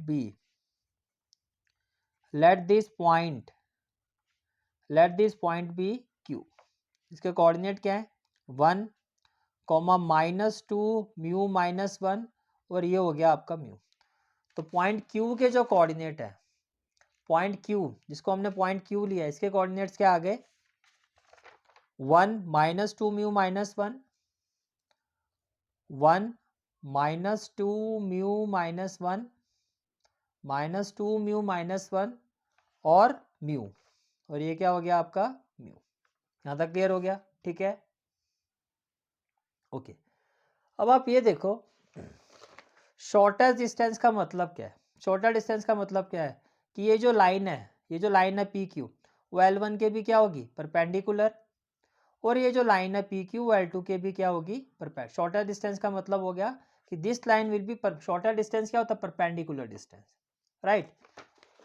तो क्या लिखोगे now P Q is perpendicular to L1 and P Q is perpendicular to L2, ठीक है। यहाँ पे पी क्यू क्या है, P Q is the here PQ is the shortest, here PQ is the shortest distance between two aeroplanes, shortest distance between two aeroplanes। ये clear हो गया, ठीक है। Now direction ratios of PQ, direction ratios of PQ क्या होंगे देखो x2 minus x1 तो 1 minus lambda, तो ये हो जाएगा 1 minus lambda -2 mu -1 plus lambda, minus minus क्या हो जाएगा प्लस, तो ये क्या हो जाएगा -2 mu -1 plus lambda, then mu minus lambda क्या हो जाएगा म्यू माइनस लैम्डा। ये क्लियर हो गया, ठीक है। तो आपके पास पी क्यू के डायरेक्शन रेशियोज आ गए, ठीक है। Now P Q is perpendicular to L1, तो L1 के जो डायरेक्शन रेशियोज है और PQ के जो डायरेक्शन रेशियोज है उनके बीच में क्या रिलेशन होगा A1 A2 plus B1 B2 plus C1 C2 equal to क्या होगा 0। अब L1 के जो डायरेक्शन रेशियोज है, L1 के जो डायरेक्शन रेशियोज है वो क्या है, L1 के डायरेक्शन रेशियोज हैं आपके 1 -1 1, L1 के डायरेक्शन रेशियोज क्या है 1 -1 1, तो क्या हो जाएगा 1 into 1 minus lambda which implies 1 into 1 minus lambda, 1 into 1 minus lambda। L1 के रेशियो क्या है 1, डायरेक्शन रेशियोज क्या है 1 -1 1, तो 1 into 1 minus lambda, राइट। फिर -1 into -2 mu -1 plus lambda, right, then +1 into mu minus lambda, और ये किसके इक्वल होगा आपका 0 के इक्वल होगा, ये किसके इक्वल होगा 0 के इक्वल होगा। ये बात समझ में आ रही है, ठीक है। अब देखो मैंने आपको कहा था भाई लाइंस पैरेलल भी हो सकती है और ऐसे भी स्क्यू लाइंस भी हो सकती है। अब देखो यहाँ अगर आप इनके डायरेक्शन रेशियोज देखो तो क्या ये प्रोपोर्शनल है? 1/0, 1/2, 1/1 प्रोपोर्शनल नहीं है तो पैरेलल तो नहीं होगी। तो इसका मतलब जो लाइन है वो इसी तरह से बनेगी आपकी। ये क्लियर हो गया? ठीक है, ओके। अब जब हम इसको सॉल्व करेंगे तो 1 को इससे सॉल्व करोगे विच इम्प्लाइज तो ये हो जाएगा 1 माइनस लैम्डा, माइनस माइनस क्या हो जाएगा प्लस, ये हो जाएगा 2 म्यू, माइनस माइनस क्या हो जाएगा +1 और -1 और लैम्डा क्या हो जाएगा माइनस लैम्डा, प्लस में क्या हो जाएगा म्यू और माइनस में क्या हो जाएगा लैम्डा, इक्वल टू में क्या हो जाएगा 0, इक्वल टू में क्या हो जाएगा 0। ये बात समझ में आ रही है? ठीक है। अब देखो 2 म्यू प्लस म्यू तो ये हो जाएगा आपका 3 म्यू, ये क्या हो जाएगा 3 mu, right. Minus lambda minus lambda minus lambda ये हो जाएगा -3 लैम्डा, ये क्या हो जाएगा -3 lambda, right. 1 + 1 2 right hand side पे लेके जाओगे तो -2 let it be equation number 1, let it be equation number 1। Clear हो गया? ठीक है। अब हम बात करते हैं P Q is perpendicular to L2, P Q is perpendicular to L2। तो देखो फर्स्ट ऑफ ऑल देखो L2 के डायरेक्शन रेशियोज क्या है? अगर मैं L2 के डायरेक्शन रेशियोज लिखता हूं तो वो है 0 - 2 1, 0 - 2 1, right.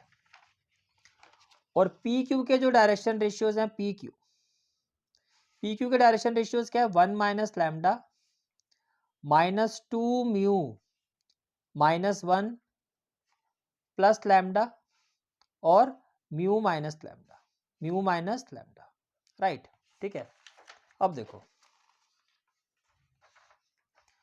Now P Q is perpendicular to L2 तो क्या होगा A1 A2 0 × 1 माइनस लैम्डा क्या होगा 0 × which implies 0 × 1 minus lambda, then -2 × -2 mu -1 plus lambda तो क्या हो जाएगा -2 × -2 mu -1 plus lambda plus 1 × mu minus lambda क्या हो जाएगा +1 × म्यू माइनस लैम्डा।